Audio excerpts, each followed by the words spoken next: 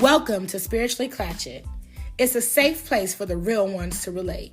We woke, but with the shits. The epitome of classy, bougie, and ratchet. We pray, turn up, focus on self-care, and more. Living in luxury and abundance, connecting with our soul tribe.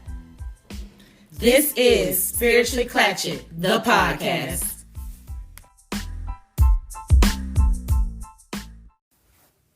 Hello, welcome. Hi, hello in there. Welcome to Spiritually Clatchet, the podcast. Did you miss us? We're so happy you're here. We are back. Yes, we are. Back like we never left. What is new with everybody? I'm going to start with you, Pudding. I'm just getting ready for my birthday. Ew. Quickly approaching and I'm Ba, ba, ba, ready. ba. I've been walking the dog a lot lately, trying to, I don't know what I was trying to do because I just ate a beef patty, but yeah, I got goals in my mind for how I want to look. So that's what's new with me. What about you, MGZ? Nothing much. Just, recovering from my trip. Our trip. Recovering.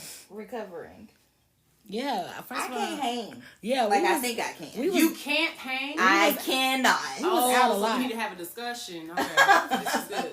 Good to know. I can't hang. We had to have a discussion. It's not true that she can't hang because she hung. It's just not that we back. Ooh, recovering. But I mean, I know how other... Okay. She hung. She hung just fine. Yes. How did you enjoy your first trip to New Orleans, though? It was amazing. Glad I was able to do some things. I did hang a little bit. So yeah, we had fun. I'm about to say, what was your take? How you did? What's new with you, boo? Well, I was just in New Orleans, and every time I go to that city, my everything is just elevated. My spirits, my mood, my smile. I'm always smiling. So I guess I was just radiating this like supreme moon goddess energy, and my milkshake was bringing all the boys to the yard. Ew! Let me tell you. What type? I'm sorry. I'm gonna be All of them. I was gonna say, what type of milk? Like all milk? of it. My milk. My milkshake. Mommy's milk. Exactly. Nana's milk. Listen. I like it. Every corner. Y'all get me more excited for a week ago. Space. It was like... Niggas just coming out of everywhere. And I was, in true me fashion, kind of oblivious at first, and then I was about to say at first. Okay. No, you be knowing. No, like, but for the first couple of hours at first. Like the very first night that we went out on Bourbon, I was like, friend, no. She's like, the white guy was like, you're so normal. amazing or so awesome or something like that. I was like, he said that? I was like, she's like, yeah. I'm like, oh, yeah, I totally missed that. But you know how you've been on Bourbon before. Anything goes. I don't remember, but... Exactly. I kind of remember. Yeah. I remember that smiling hairstyle. faces and friends all over. Okay. I'm excited. Yeah. But yeah, New Orleans was amazing. We got to go to the Whitney Plantation and just see some really awesome things about history. We did a little swamp ride. We did a lot of the fun things. So that was cool. Things that I have never done in the city. Tried some new restaurants. Had some drinks. It was good. It was fun. Mm-hmm. So yeah, that's it. Let's continue on with this show. What is our word for the week? Wow. Today the word is GASCONADE. Yes, I said it. GASCONADE. It is spelled GASCONADE. GASCONADE. It's a noun, which means extravagantly boasting. Oh. Gasconade. Gasconade. Let's use gasconade in a sentence. He was trying to convince me to give up the draws, so he continued to gasconade about his member. Okay.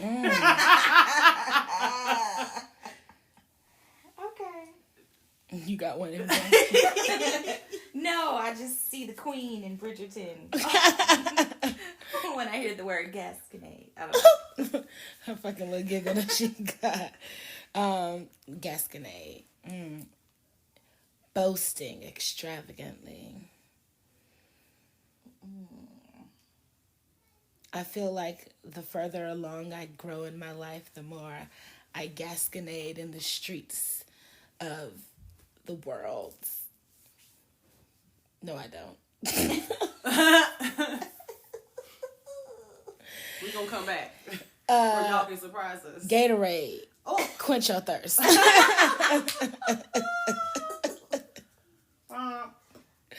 All right, well then we can drink some tea because I got some for y'all. What is it? All right, so first things first. I put this in our little thread already about this link with Nene Leakes. Oh yeah, that fucking being sucks. Is that sued. really a thing? So a thing. apparently in the state of North Carolina, it's legal to sue either your partner or your partner's partner in adultery for loss of affection, was it called? And a few other things regarding the union of marriage. So is this like if you live there or if your marriage certificate is there? I need to know these things. I'm guessing it's the marriage certificate because It that's just said if you were still married. yeah, they're still married and So they go weren't get married legally in North Carolina and separated. you can sue that hoe. But Gotcha. she's suing for lack of affection. Loss of affection. Like Right. that's the main part of She the stole my lawsuit. man. So she's I claiming would never that have to still sue for anybody for that. she's basically It's sad. But I guess Is she it? feel like if I can't get nothing from him, then I'm gonna get something from her. That is quite pathetic. Sorry. yeah, it's really sad. But the lady's name is Malomine Temesio, and she is suing, claiming that Nene started dating her man who just goes by Selah, but it's Nyoni Selah or something like that.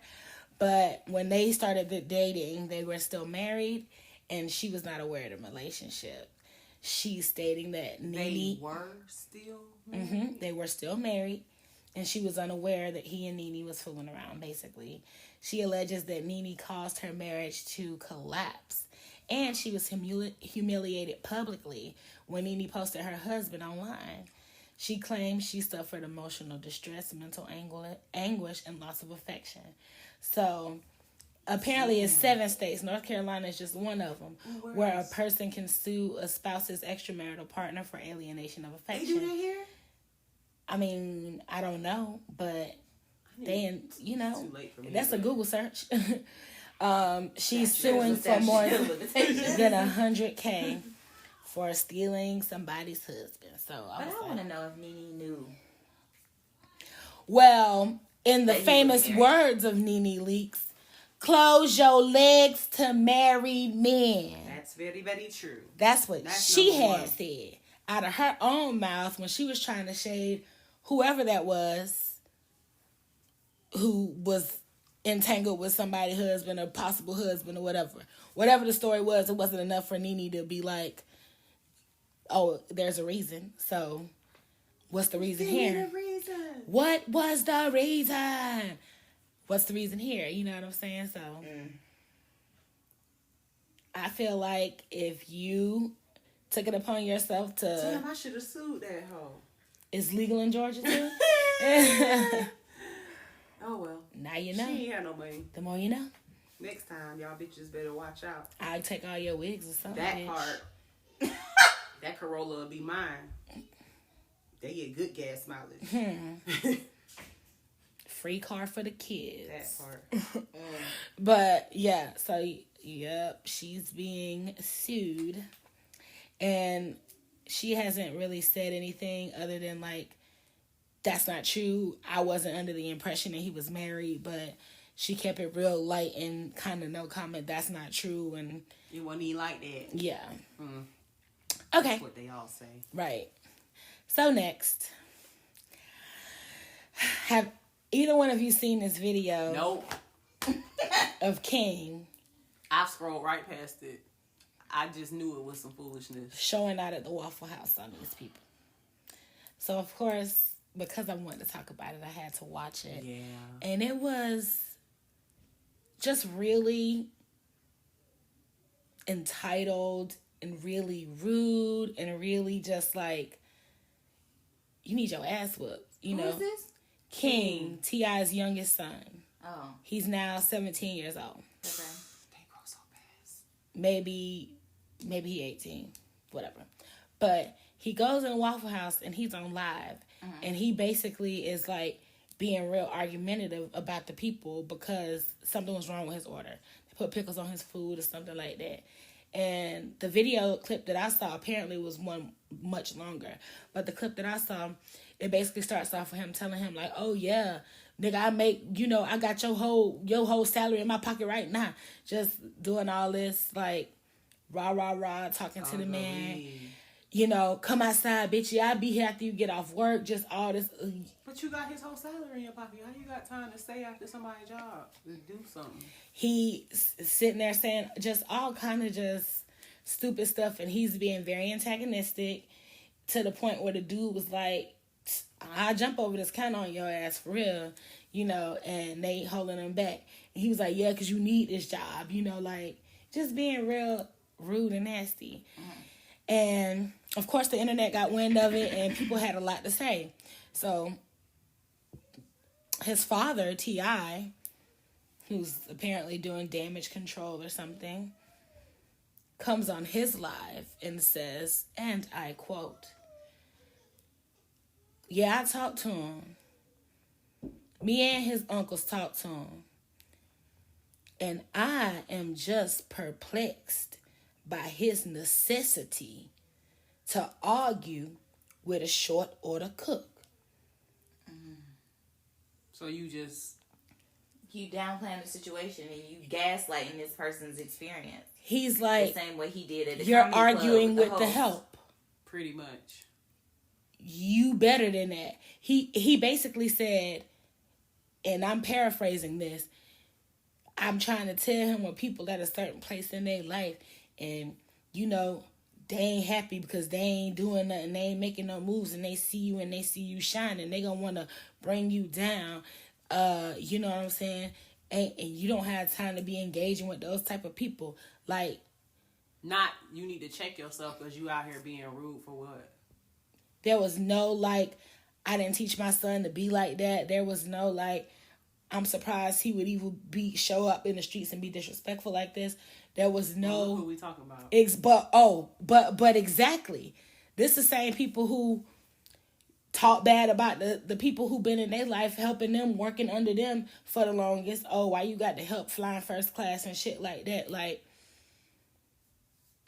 if this person has been in your wife's life and been a part of her team for a surplus of 10 years, and you're referring to her as the help, when she's referring to her as her best friend, like, it's a major level of disrespect. Absolutely. Yeah. Well, he disrespects his wife. Definitely. Regularly. He disrespects women. He disrespects his own daughter. Yeah. Talking about I go to her fucking OBGYN appointments to make sure her hymen is still intact. Like, what the fuck? What type of extra predatory shit is that? And it's the same person who's accused of sex trafficking and having people in his house against their will. And again, I know the lady who went live to make those accusations.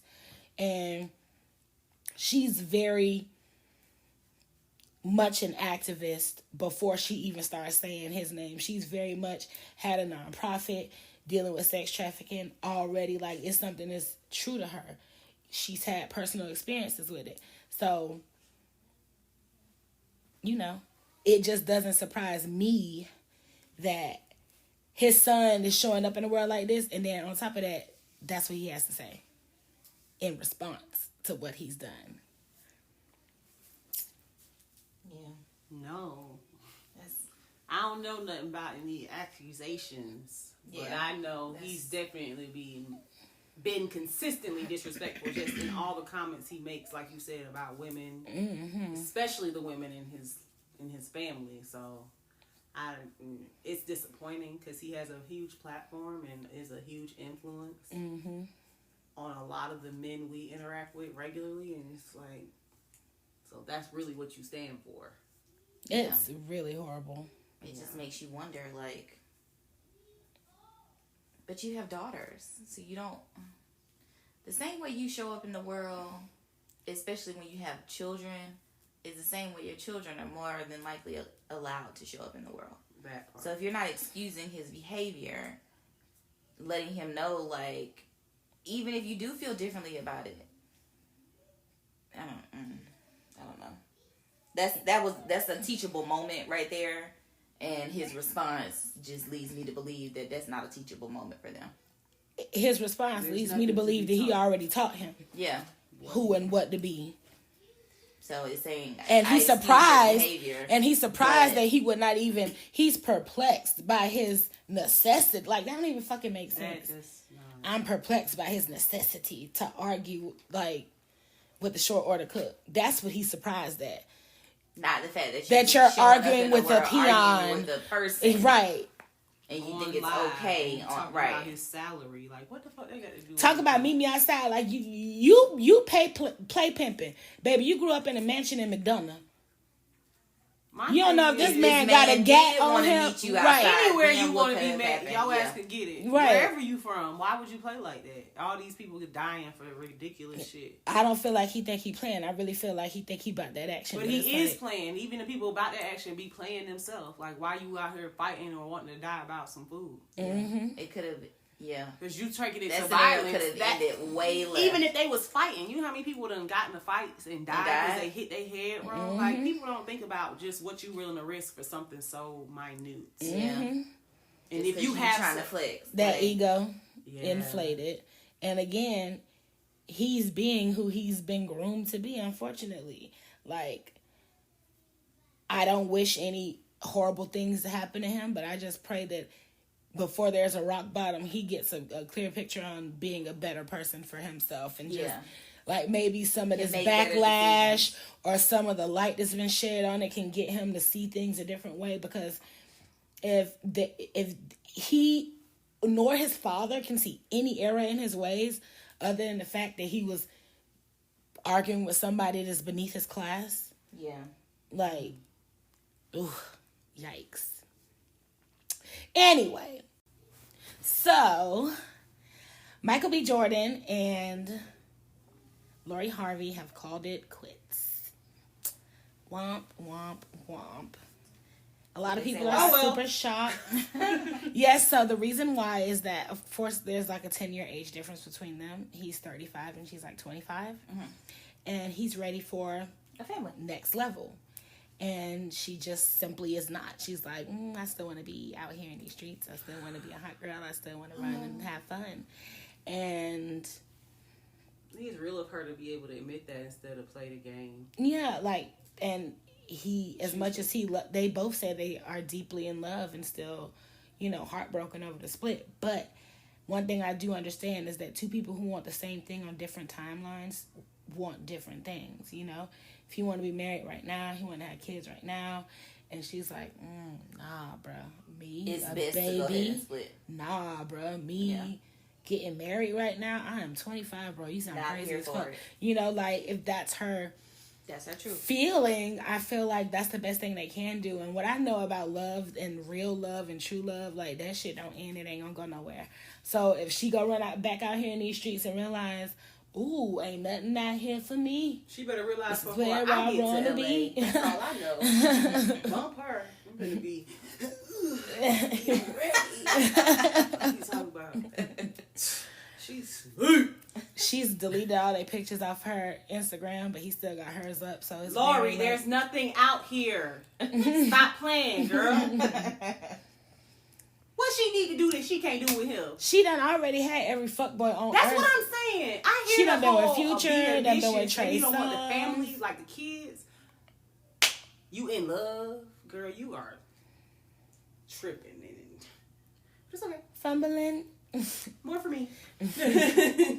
Yeah, so a lot of people have that same energy of shit. That's what I need to hear about. That is right. I'm gonna go and try to climb. Get your bitch back. Oh, he said he ain't want to. Remember? You right. With his flogging ass. Anyway. Yep, so they're over with. Hey, Mikey. Michael Bay Jordan. Damn. B stand for Bay. Yes. Yeah. Well, okay, so anyway, next piece of news. There is a quarterback from the Cleveland Browns. His name is Deshaun Watson. And apparently he's accused of ejaculating on massage therapists. What? You said that plurally? Multiple women or just this one incident? This is his 24th 24th what? civil suit. Lies you tell. So wait a minute. I need a story. Okay, What did the masseuse say? The masseuse 24th time. He married? This could be several. What? You can find his background. I just got this story. Oh. So his name is Deshaun Deshaun Watson. Oh Jesus. So the masseuse says at the beginning of the session, Watson did not want to use the draping towel that's normally used. Mm-hmm. He instead requested a small towel. Also, instead of lying face down, he decided to lie face up and instructed the masseuse to only work on his upper body and abdomen. Then demanded that she massage on his inner thighs and quadriceps. Demanded? She said that his tone became aggressive as he demanded her to go higher and higher into his thighs until her hands reached his scrotum. Mm-hmm. I don't even know where the fuck I ended at, Jesus. Just start again. Honey. I'm just going to start the scrotum. Yes. Stop at the scrotum. He didn't want to wear... He demanded that she massage So wait. Let's go back. A little towel? So usually they drape you with like a sheet. Yeah, face down first. Sheep woman. Oh, God. I'm so sorry. Ooh, I would start using them words now. I'm describing things coming across your screen. I'm so sorry. She giving me real bear vibes over there. Anyway. I'm so sorry. It's okay. So basically, he didn't want to lay face down. He didn't want to get draped in the proper cloth. He instructed her to start with his legs, thighs, quads. And he kept instructing her aggressively to move up higher and higher and higher up his thigh until he was she was basically touching his scrotum. And then, yes, he ejaculated eventually on them. Now, here's my thing. For as long as we can think about massage parlors of the questionable sort, we've always known about the happy ending, you know. But there's places you can go for that. You got to know somebody. Yes. Why would you be asking randoms or I don't know how or why this particular person. And my thing is, even if he went to one of those places with a happy ending, sometimes people who engage in those activities use that as a pass to be super aggressive. True. Or, you know what I'm saying? Yeah. So that could also be why there's lawsuits. Yes, like, you doing this all wrong, bruh. Let me give you a fucking massage, and then at the end, you get your happy ending. Like, don't be just, nah, put that down, or whatever the fuck, you know? I had somebody approach me as if that could be a possible job I'd be interested in. I was like, nah. I'm not. Hey, I got a job for you. Type shit. It's a hand job. Like, I'm good. Like, that's too much. Touching a bunch of penises? No thanks. No, thank you. Yikes. He is tripping though. He ain't got no woman to do this with. Like, I didn't. Get it first of all, he's a quarterback. That's what I'm saying, bro. You can't get nobody to do what you asking for. You got to go sneak creep on people. But this is also how we feel about these celebrities that feel like they gotta take it. That's what, but like, you don't have to. What is well, you know point? what? You got bitches throwing shit at they're you. Actually into that part. Yeah, that's what I'm. So it's the surprise too. Like, how dare he ask me, and he probably getting off on that. And just nothing on these women. Oh my gosh. You sicko. It's not, but it's horrible. It's to imagine in my mind. A motherfucker like really doing that. Like, yo. Like, why? Oh my god. Because, hold on. Why? This is the part where I feel confused. Because the woman, girl, when you get close to the nutsack, what are your boundaries? What are your boundaries? As a therapist, we can start with that ass face down. That's what we can do. I was about to say we can think about boundaries. Set requirements for what you will allow. But again, if he was being aggressive, because that's the word that she's using, I will aggressively snatch that doorknob open. Yes, and aggressively say no. I'm not doing this. That's our problem as women, is we feel obligated to do things when we're clearly uncomfortable. Yes. And you don't have to explain yourself either. When you feel uncomfortable, you just feel uncomfortable. And I can say I've actually done that myself, been a victim to myself, because that's my... Did something. Yeah, did things that I didn't want to, because I was worried, the people pleasing, worried about how the other person might feel or what could happen, but it's really unfortunate as a woman. She felt had to be that way. That many women felt like they had to 66 women so far and counting in a 17-month period. That's crazy. And you ejaculate on you? Like, that can we crazy. Where the little towel at, bro? You have a problem. Like, so, that's a real problem. Developing right here, it says the report noted that Watson was provided with an NDA by the Houston Texans head of security. So somebody on the Texans team know that he be doing this shit. Yes. Well, why? Even though he played for a different team or whatever. So maybe that was an old team or something. I don't know. I don't follow the sport of it all. In March, a Texas grand jury declined to charge Watson criminally. Shortly thereafter, he signed his groundbreaking deal with Cleveland Browns. So, yeah. Wow. So they've been known for years. He has 24 civil suits against the women who he's hired as massage therapists. And then 2 more cases were filed as the week went on. He is claiming that nothing inappropriate happened with any of the plaintiffs. Sir. Okay. So all 66 of these women just randomly got together and corroborated the same kind of story.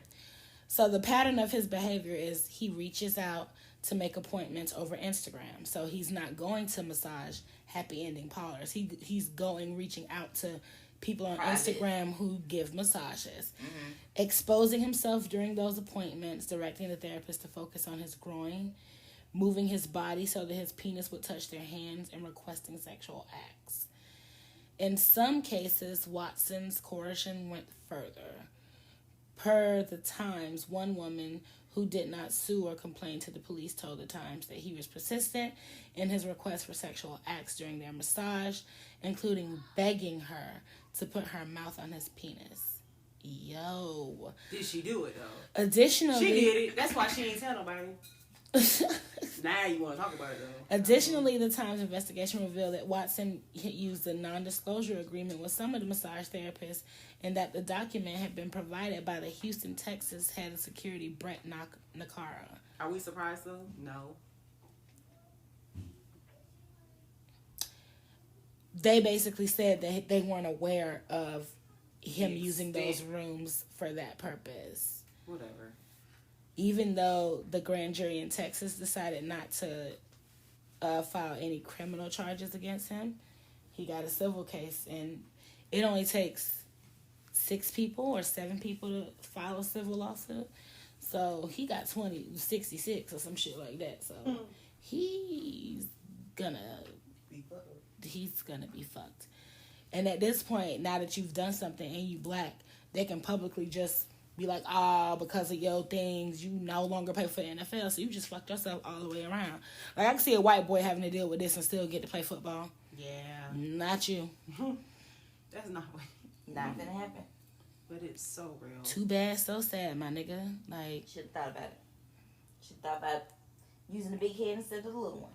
Jeez. Okay. Yeah, it was quite little for a little towel. I don't need that big shit. We see. That's crazy. So, something even crazier. Not really super crazy, but this has been going on for 2 weeks now. This feud between DL Hughley and Monique. Oh, yeah. I have not. I ain't been following it, but when I seen that first post from DL, I was like, oh. So, I saw that, like, earlier last week or something like that, and I'm like, oh, something done happened. Something Basically, DL Hughley was like, oh, you know, at one point I kind of felt sorry for Monique. You know, but then I realized Tyler Perry was the problem. Will Packer was the problem. Oprah was the problem. So-and-so was the problem. Everybody around you the problem. It's really you. You know what I'm saying? All of those people who you named, though, were all complicit in some fuckery. Together. So that's why they all named at the same fucking time. It ain't like before that happened, it was problems with everybody. You see what I'm saying? But that's what he put out there. So I knew it was something going on. So apparently what had happened was there was a show Monique had booked at the Fox Theater in Detroit. She had not been to the Fox Theater in over like 10 years, and she was booked as a headliner. Y'all remember the Kings of Comedy? Who the funniest on there? Not DL Hughley. He was the opener for the rest of the Kings. Mm-hmm. He went first, then Cedric, then Steve, then Bernie Mac. Or something like that. Like, it went in order of who the fuck the closer is. She closed the Queens of Comedy tour. Monique did. Math is mathing right there. So they both got booked at this Detroit Fox Theater show. And he basically threw a huge bitch fit over having to go out first. And he basically flat out refused to go out if she was going to go on after him. Because he wanted to be the headliner. But they didn't want you, though. So it was who show then? But he basically raised hell to the promoter and the people putting on the show, so they changed the order of the show so she would go out first. So, of course, that pissed her off because, like, no, bitch, I was the headliner from the jump, and you let this nigga come in here and throw a little bitch fit about where he falls in line. Bitch, I am the headliner. I am the funniest one. I am the one they are here to see. Like, who the fuck lining up to go see DL Hughley for real? You know, that's her attitude about it. So she posted her receipts of the contract, right? Yeah. A contract showing that she was the headliner. He showed his, and then I finally watched the clip of her going on stage, and she roasted the fuck out of this nigga. She flamed the fuck out of this nigga. She went out on stage. If you gonna do it, Detroit is the place to do it, because they was probably feeding into all bullshit. Baby, she flamed the fuck out of him. And when she got done, she said, and just know when I leave this motherfucking stage, the headliner has motherfucking left. Like, I don't even think she did none of the shit she practiced doing, because she stood up there and flaming that nigga so goddamn long. Damn. Wow. She said, what the fuck is a DL Hughley? What the fuck DL stand for? Oh. Like, she just went in on him about all type of shit. What did his set sound like? Calling her mad. That's the shit he said about, you know, if everybody the problem.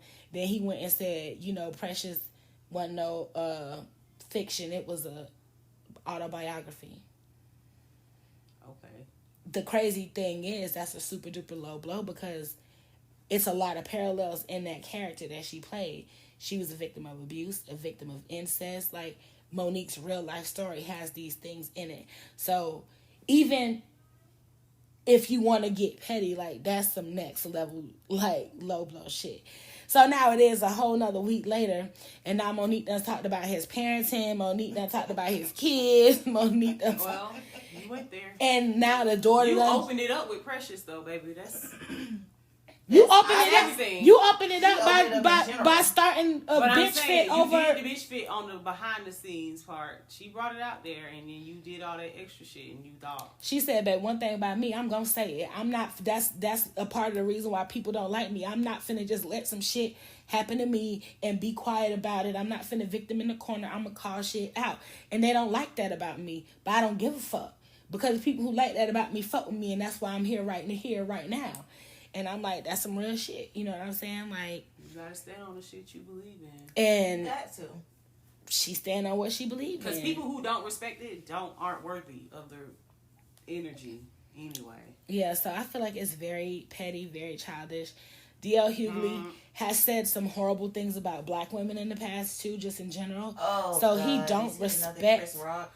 child, he called, he was saying some joke. And then this is the thing about me. These motherfuckers always want to do this when they go on one of these white people nighttime talk shows, or, you know, real late with so and so. He on there talk about, yeah, and it was a group. I don't want to call them nappy headed hoes, but What? you know, they was nappy headed, and like he said that, and I'm just like, yeah, mammy, bitch, like the fuck. So yeah, I feel like whatever's happening with DL Hughley and Monique currently, I just hope she continue to roast his ass, because it was really funny when she did it, and I really feel like he deserved it. Like, that's just some hoe shit. Like, and I really feel like it's sexist on top of it being to Monique specifically. What do you mean? Like, he think that because he's a nigga and he, you know, he should be the headliner. That just don't resonate with me. But yeah, that is it for the tea. We will be back in a little bit more.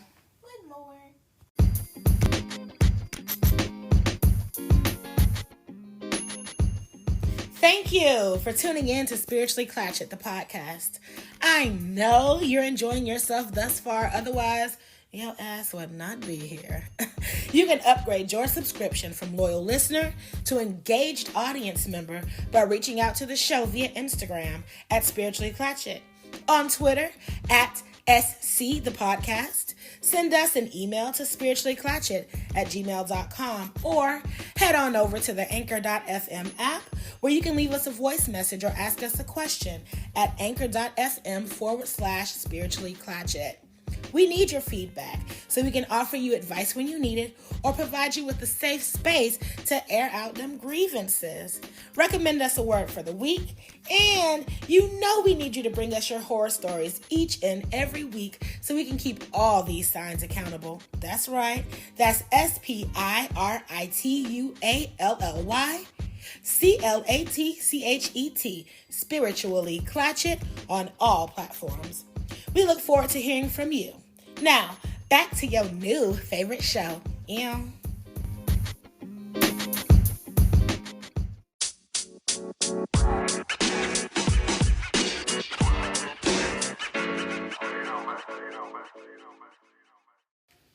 All right, we are back, and it is 11:11,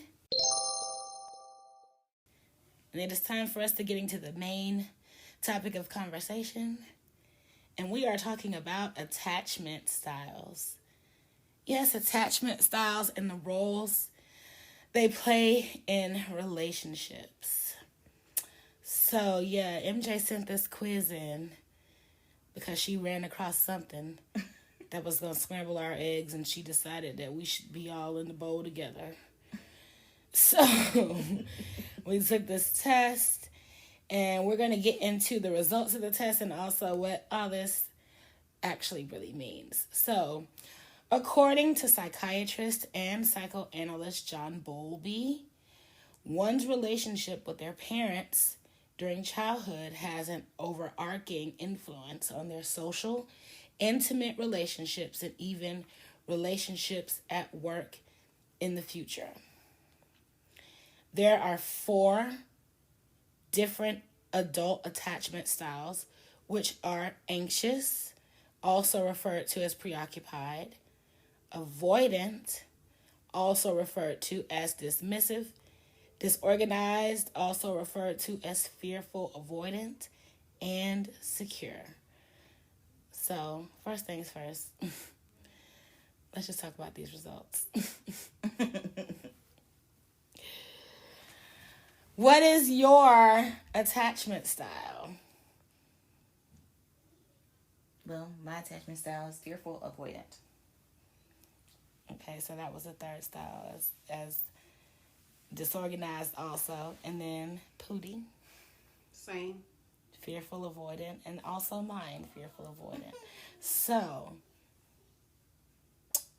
what does this really freaking mean? We're going to get to that. How do attachment styles develop in early childhood? How do we get to be fearful avoidant, you ask? Okay. or whatever the other things are. I encourage you to take your test, just to find out specifically what you identify as and see what effect that has on your relationships. But let's dive in. The behavior of primary caregivers, usually someone's parents, contributes to and forms the way a child perceives a close relationship. This child is dependent on his or her caregivers and seeks comfort, soothing, and support from them.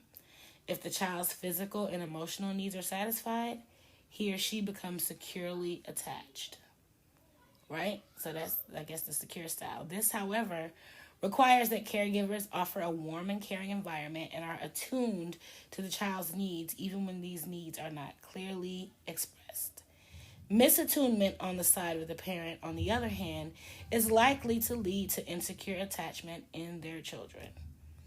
All right, so I'm just going to go ahead to ours first and then circle back to the other one because I'm really just curious to know what all these things really mean.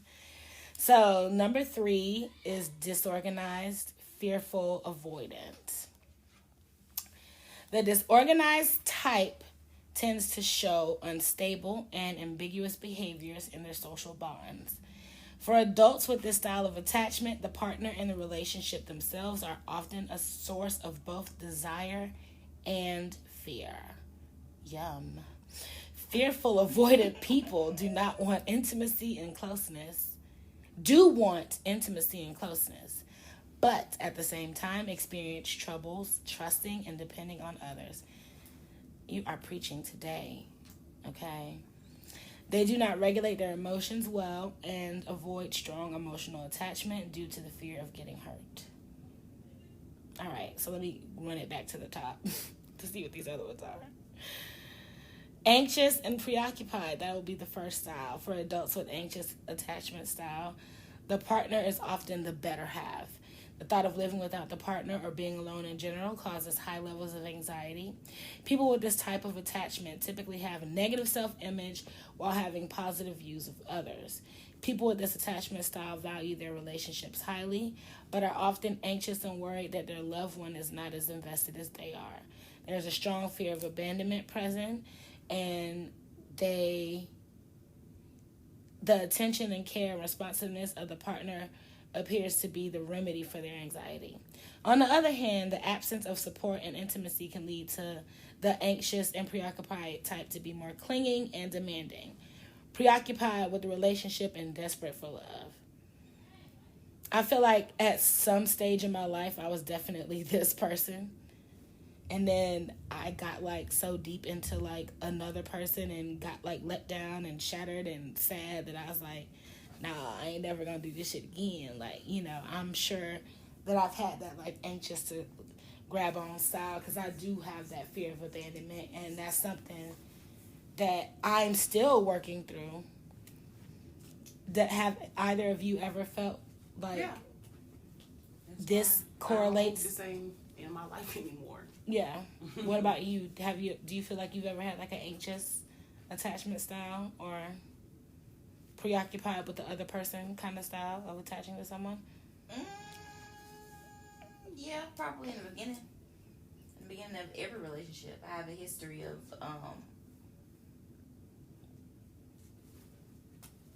getting bored really quickly. But that comes in me attaching myself in the beginning. And then it's almost like I'm going to attach myself. So I look up one day and be like, who am I? Yeah. Am I really this person? Is this really what I want? And I'm a runner.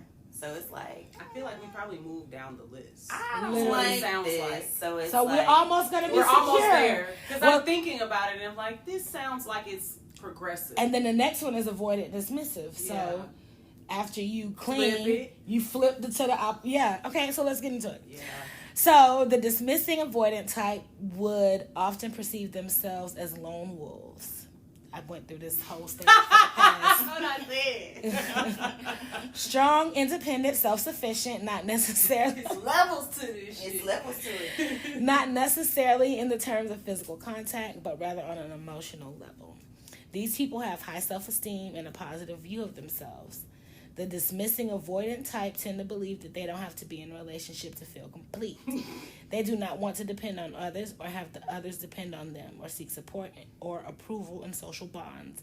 Adults with this attachment style generally avoid emotional closeness. They also tend to hide or suppress their feelings when faced with potentially emotionally dense situations.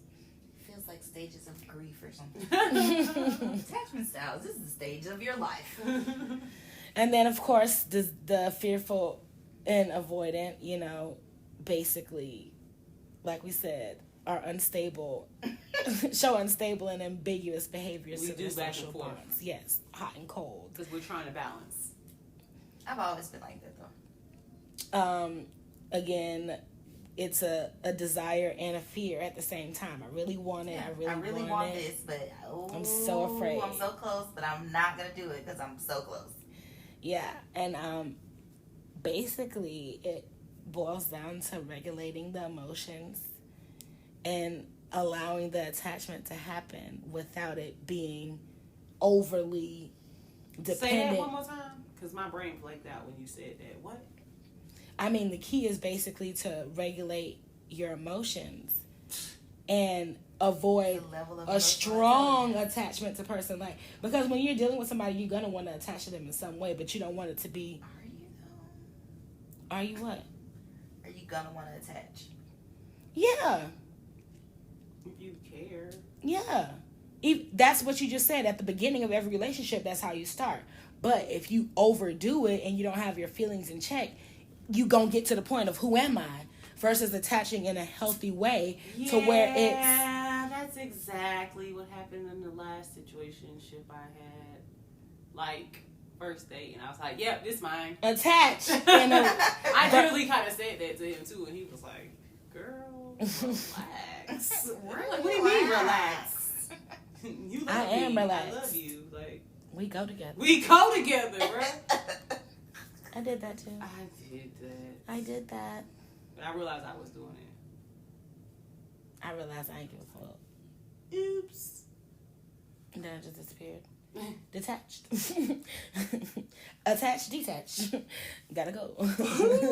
Yeah, I don't know. It's strange. If I attach myself and then you attach yourself, now it's like you're doing it's a too wrap. much. You're doing the most. Well, that's because we haven't had number 4.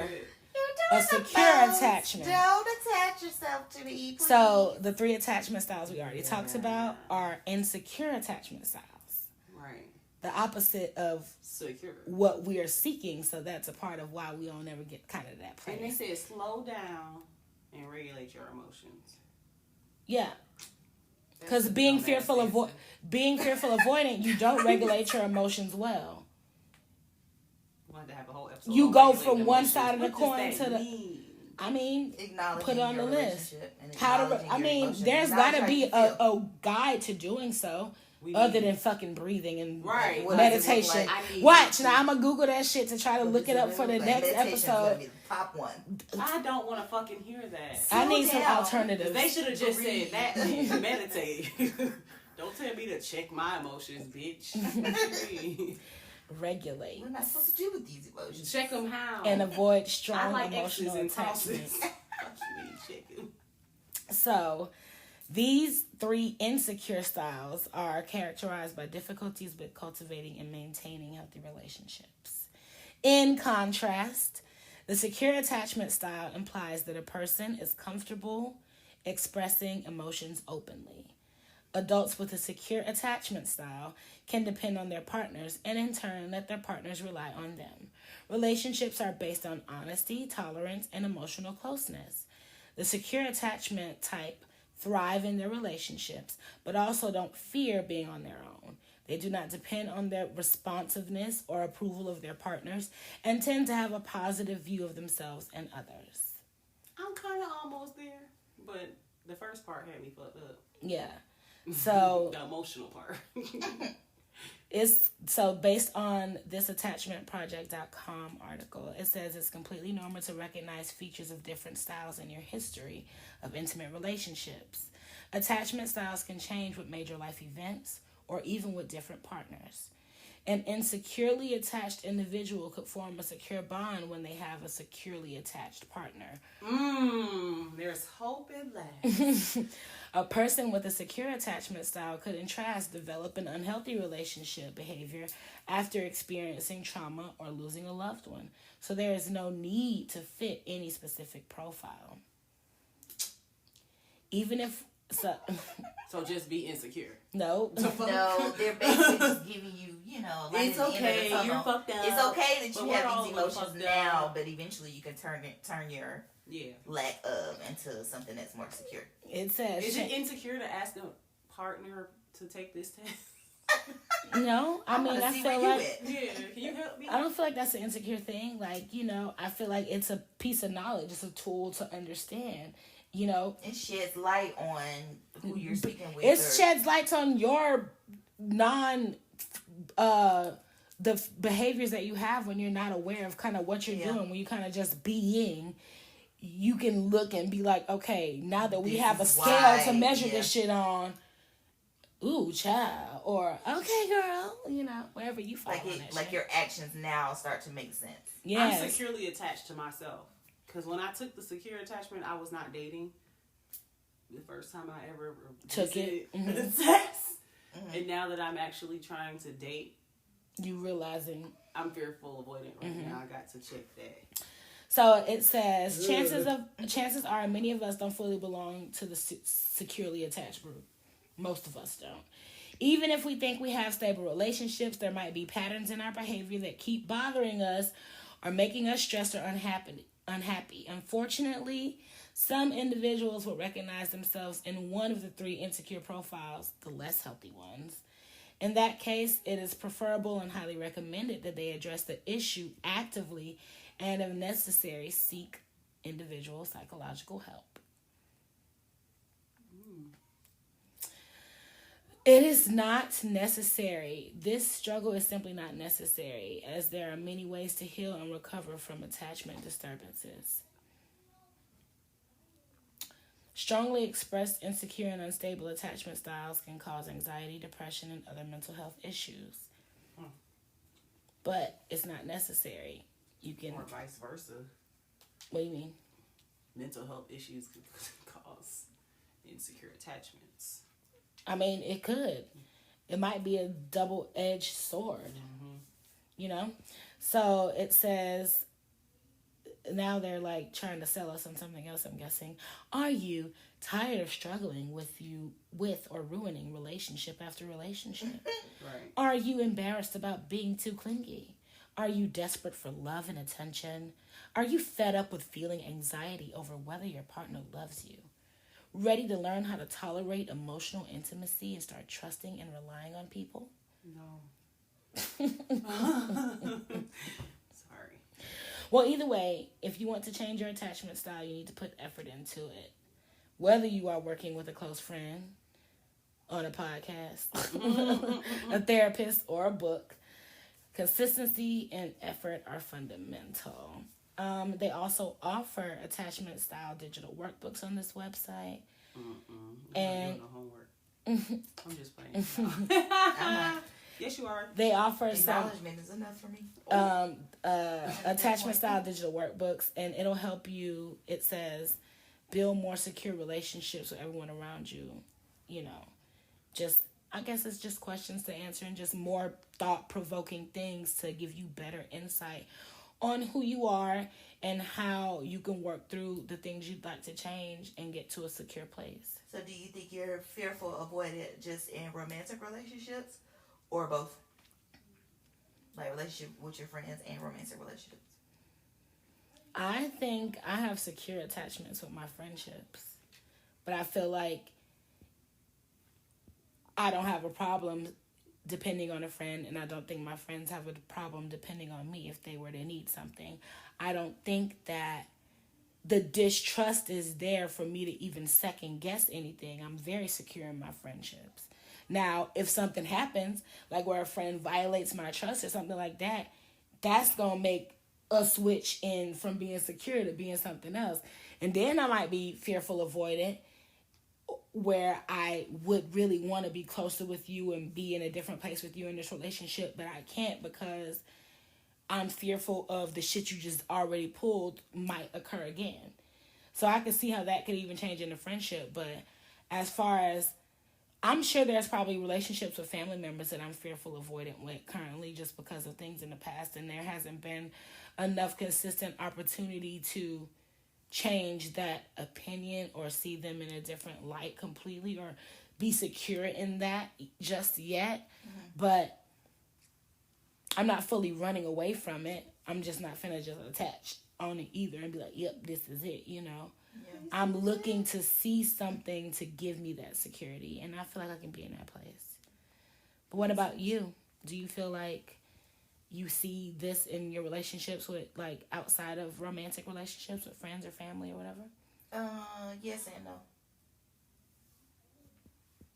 In the aspect of being fearful with certain things, just with trust in general, because I am such a private person, I can see that in both romantic and platonic relationships. But as far as like,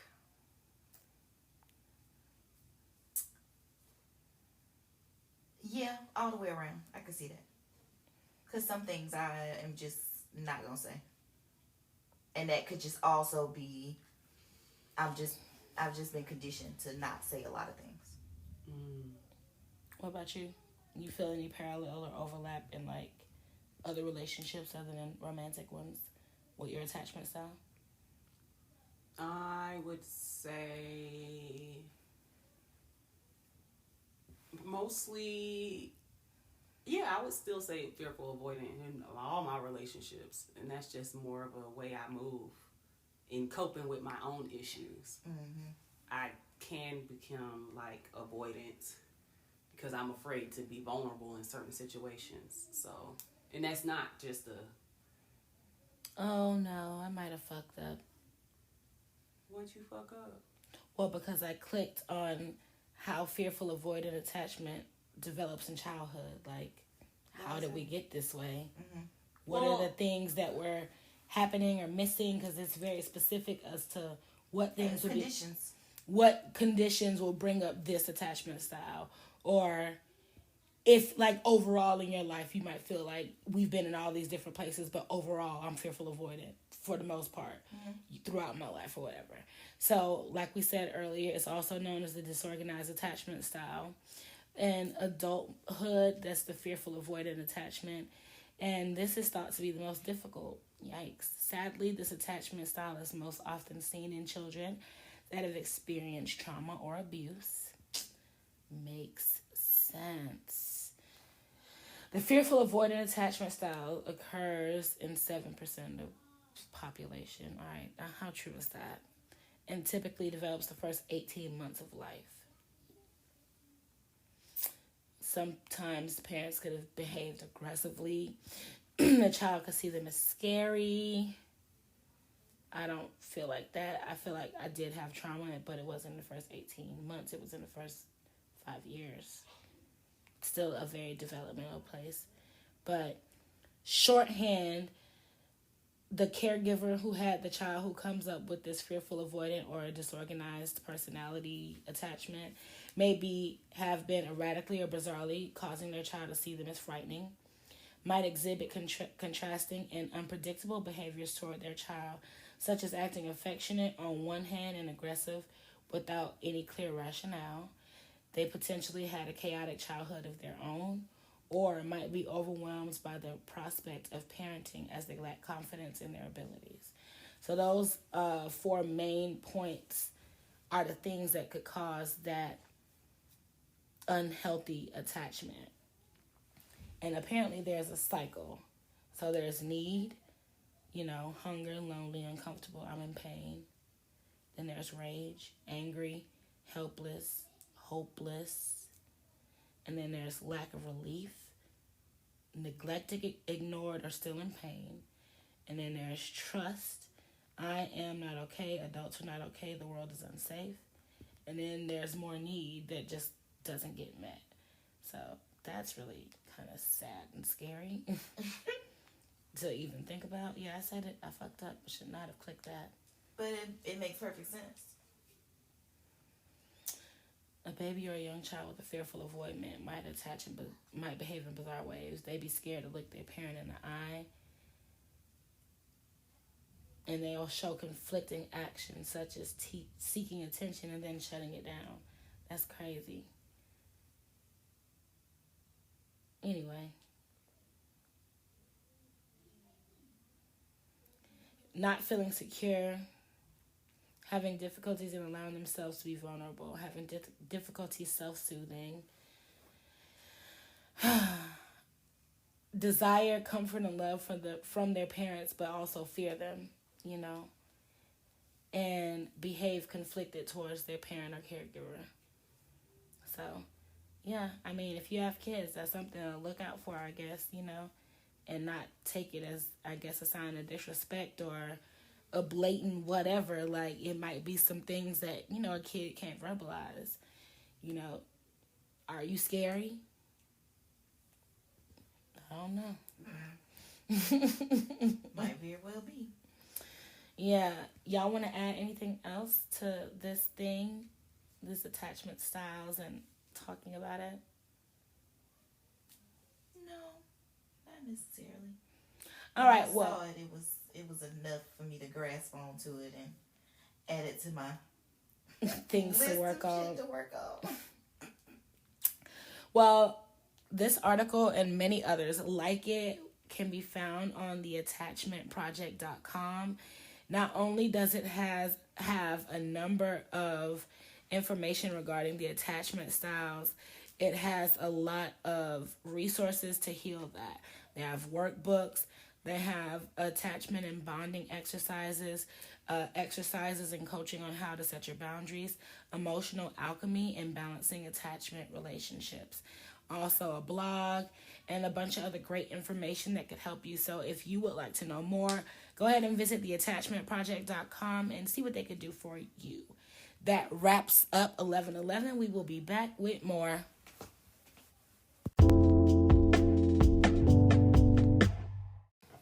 All right, hey y'all, we're back. We're gonna talk about Aquarius this week. Ooh. Okay, so I did come horror. with my Astrology of You and Me book by Gary Goldschneider again.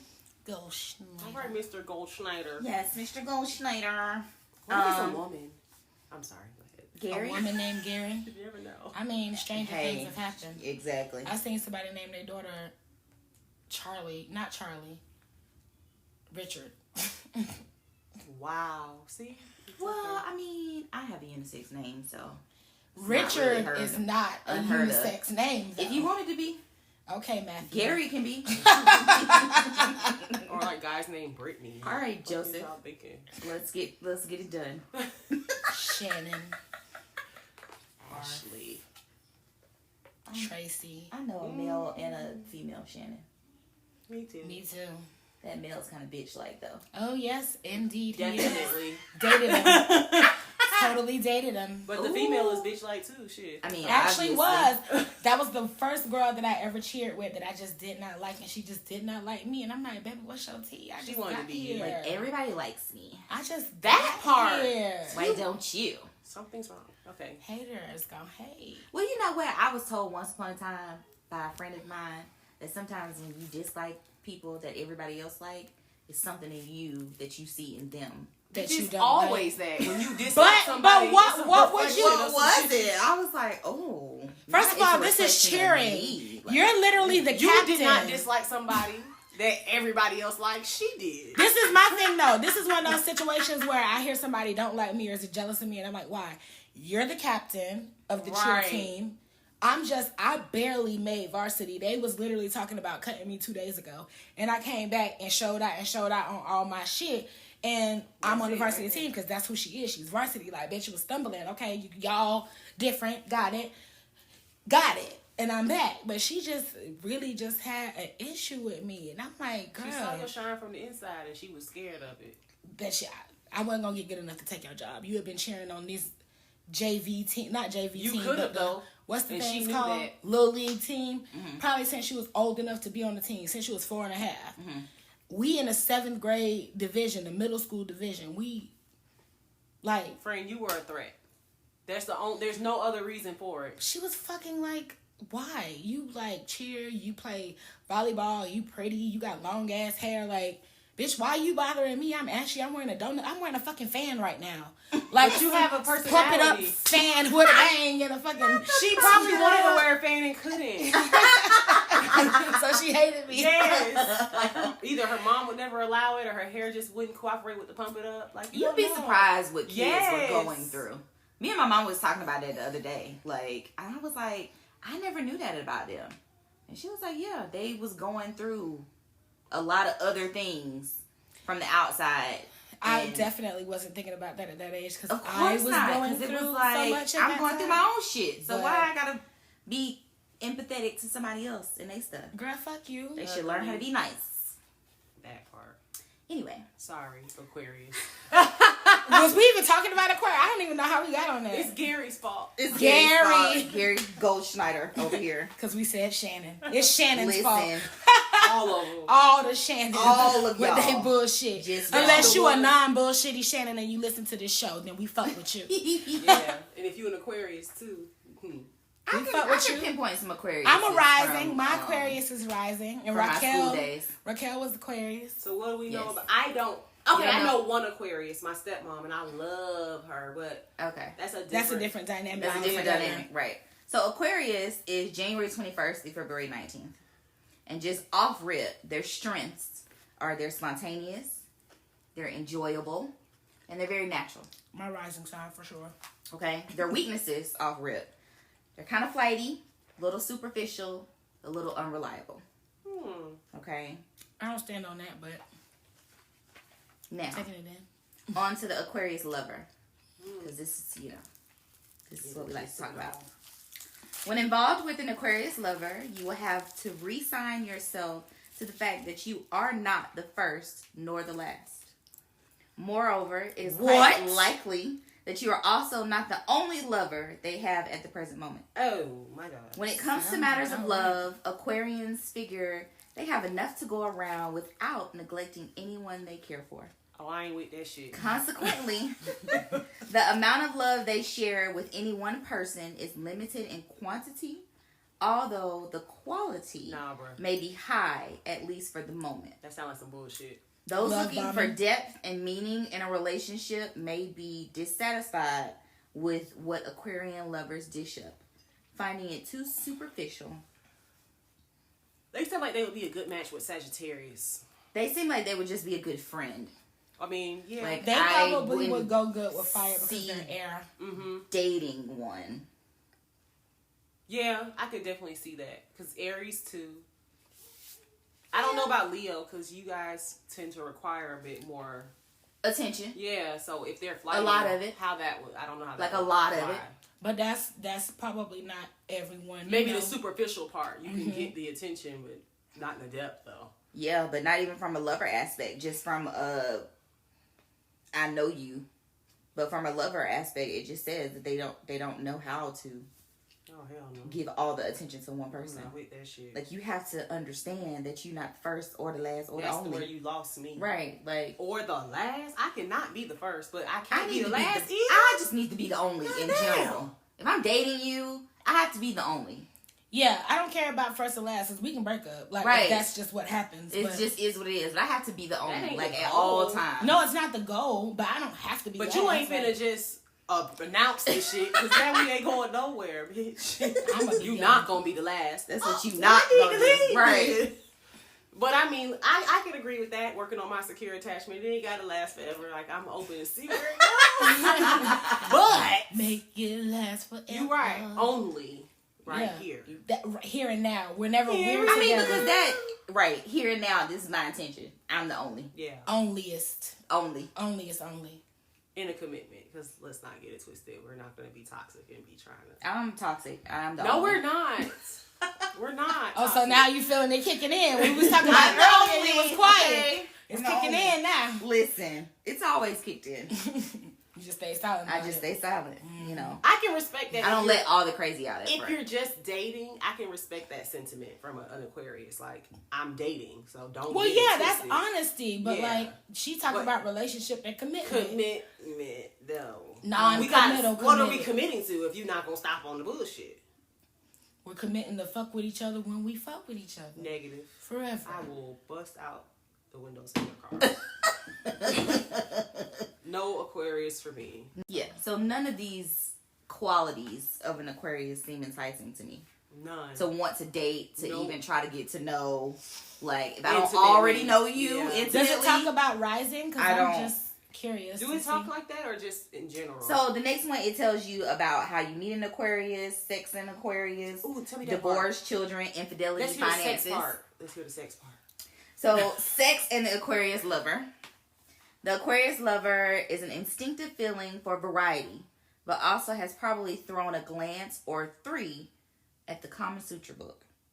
Oh, okay. Okay? In matters of sex, Aquarius lovers bore easily, so you had better read up on the subject or be willing to follow their wildest promptings if you wish to remain an object of continued interest. Uptight or overly conservative and prudish attitudes are a sure turnoff, but in certain cases, they may stimulate the outrageous Aquarian lover to new heights of shocking behavior, which can be quite enjoyable and stimulating. Oh. So, speaking from a personal place, I've been involved with 2 separate Aquarians. Mm-hmm. One of them was a friend with benefits, and there's not really much negative to say about that situation. Mm-hmm. He was a friend for real, and the benefits were real, not just sex. Like, he was pretty dependable. He used to, like, go get my car washed and go get my oil change and go fucking do emissions tests and shit like that. I like him. He'd come to my house, and if some shit fucked up, he'd start moving it around, cleaning it up, fixing it, putting it away. I like that. The man very actionary. Mm-hmm.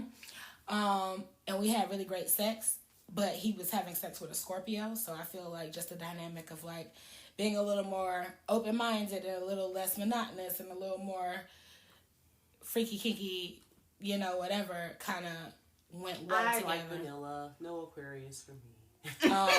And then, like, me and him did, like, Benoit balls and nothing like that. What but, like, the fuck are those? Ooh, I'm gonna bring you the book. No, ma'am. I don't think I want that. I like vanilla, maybe sprinkles, but damn, none You of that gotta shit. be able to spice it up sometimes. Okay, Benoit chocolate balls? chips. What do you mean? Vanilla. Some nuts? I don't know. Okay, Like, it's okay.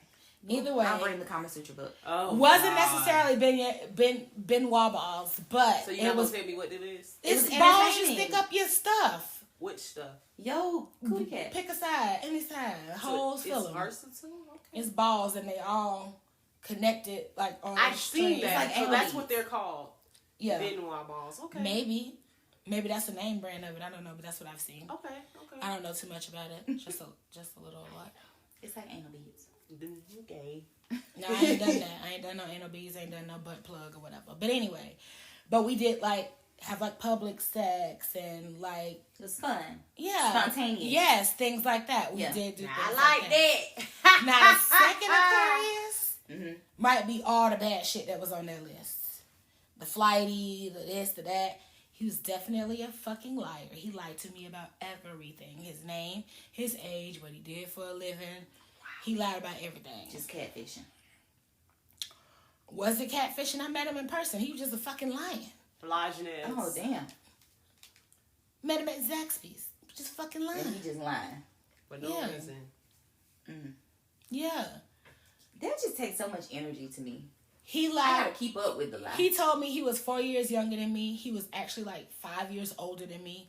So at the I'm time, lying about things like this. at the time, I'm probably like, no, he's probably about 3 years older than me, but he told me he was 4 years younger. So if 7 I'm year 26, he was saying that he was like 22, Mm-hmm. and really he was like 28, Why? 29. Why are we lying about things like this? Well, he said the reason why Crazy. he lied is because, you know, he trying to rap and be a rapper, and he didn't want people to think he was that old. I But bitch, believe that. I'm not in the music industry. Why But the I fuck you believe saying that that to because me? he's trying to keep the image up. You know he got to be consistent. He definitely was very real life insecure. Yeah. But trying to, like, stature and posture himself, like, as that nigga. Like, again, it was, like, good sex. But he completely dropped the ball. He was very immature. When I found out about all his lies, he didn't really take accountability. He just tried to more, like, explain why. Man, you don't understand, man. Look at, you don't understand what people no did to apology. me. Like, no apology and no accountability. Trying to make justifications. So, he was a whack-ass, weak-ass, bitch-ass nigga. Like, Aquarius. And then I have an Aquarius rising, so I feel like the whole sociable part, the whole party people, the whole hey everybody let's be friends definitely resonates, but I don't think I'm flighty. I think the level of where I am in my life right now, I've elevated in all my signs and all my placements to where I'm actively trying not to be those things, but I don't think I've ever been flighty. Yeah, it's a level of self-awareness that you have. Yeah. So, what else about Aquarius? Those are my two stories. My one good friend with benefits, who actually did some good things with his benefits. We had fun together. We go do staycations, and he was cool. He just went back home, moved away, and it was like, all right. That's it. Now, I had a college roommate that was an Aquarius. Okay, how was that? Like, it was living in platonic and whatever. It was platonic at some point. Ooh. But also, you know how I am in like a living situation, cleanliness wise. Mm-hmm. That we definitely was not equally yoked on. Like, not at all.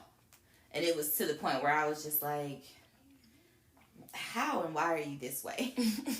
I don't understand. I don't understand how and why you're this way. So, and it's getting old, like, you just, Are we going to have to keep talking about this, or are you going to just get it together? Right. It's just like, just do it.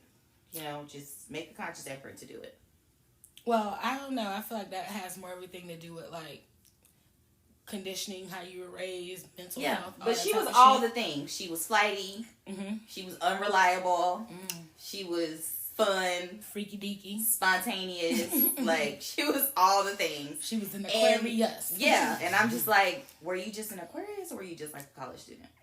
I mean, it could be both. Like, right. Unevolved, us, me, you, all her. over the place. Like, I look at 2009 Facebook posts of me. Right. I look at 2009 me on Facebook and be like, bitch, like, why? I don't feel you like just saying too much. Me. Really? I feel like I'm always just saying too much. Like,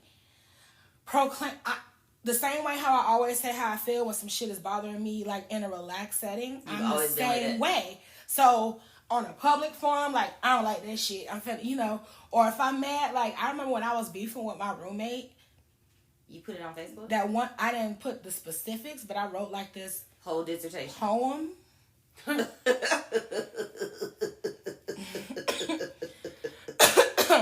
the poem. It was a whole ass poem, and it was like, bitch, you got me fucked up. You think I'm the one, but you're in luck. I'm about to be seeing red, and I don't want to have to go upside your head. You want to play games, one of us will be dead, and I'm the victor host, so don't be like I went in on some...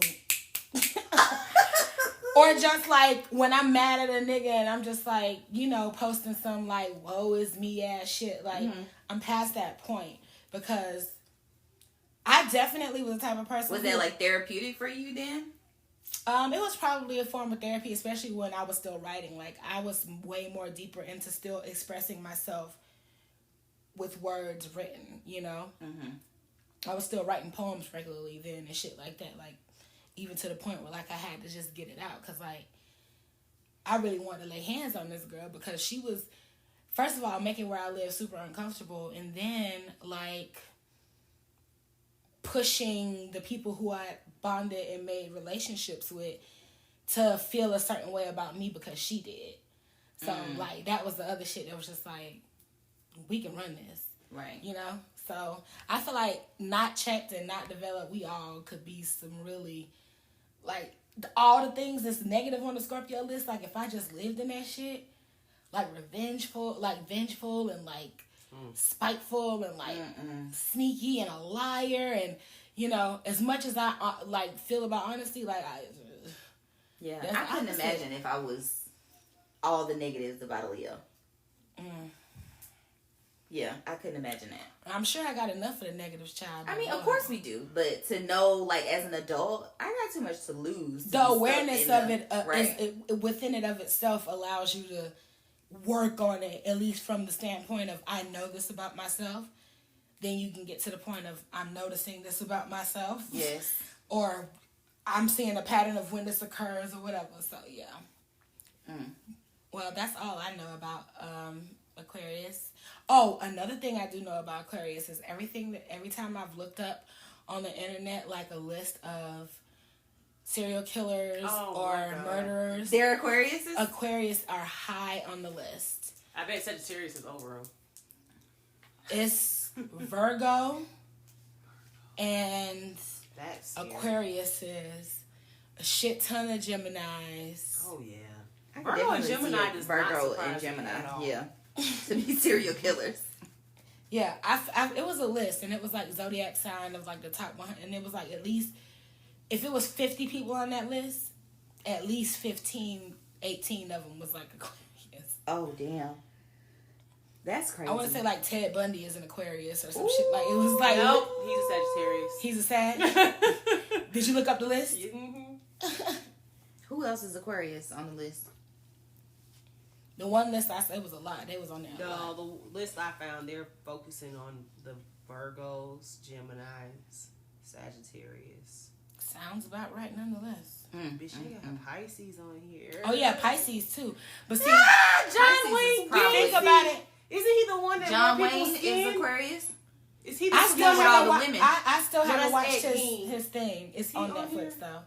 So the thing about Pisces is they're two He's a fish Virgo. swimming Emotional. in opposite directions. So it's almost like Gemini, but the water sign of Gemini, Pisces. If they're like unbalanced and unchecked, they're two fish swimming in the opposite direction. They're supposed to be like this continual cycle, kind of like a figure eight that goes on between them, but they can be very flighty. They can be wishy-washy. They can be sometimey.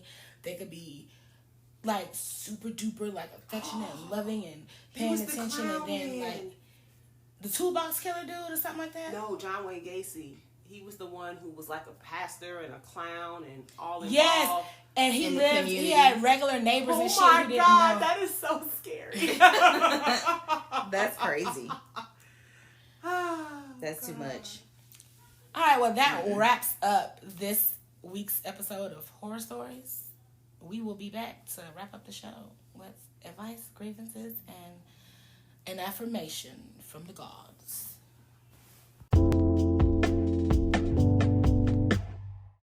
All right, motherfuckers. and fatherfuckers. And motherfathers. It's time for advice and or grievances. What you got?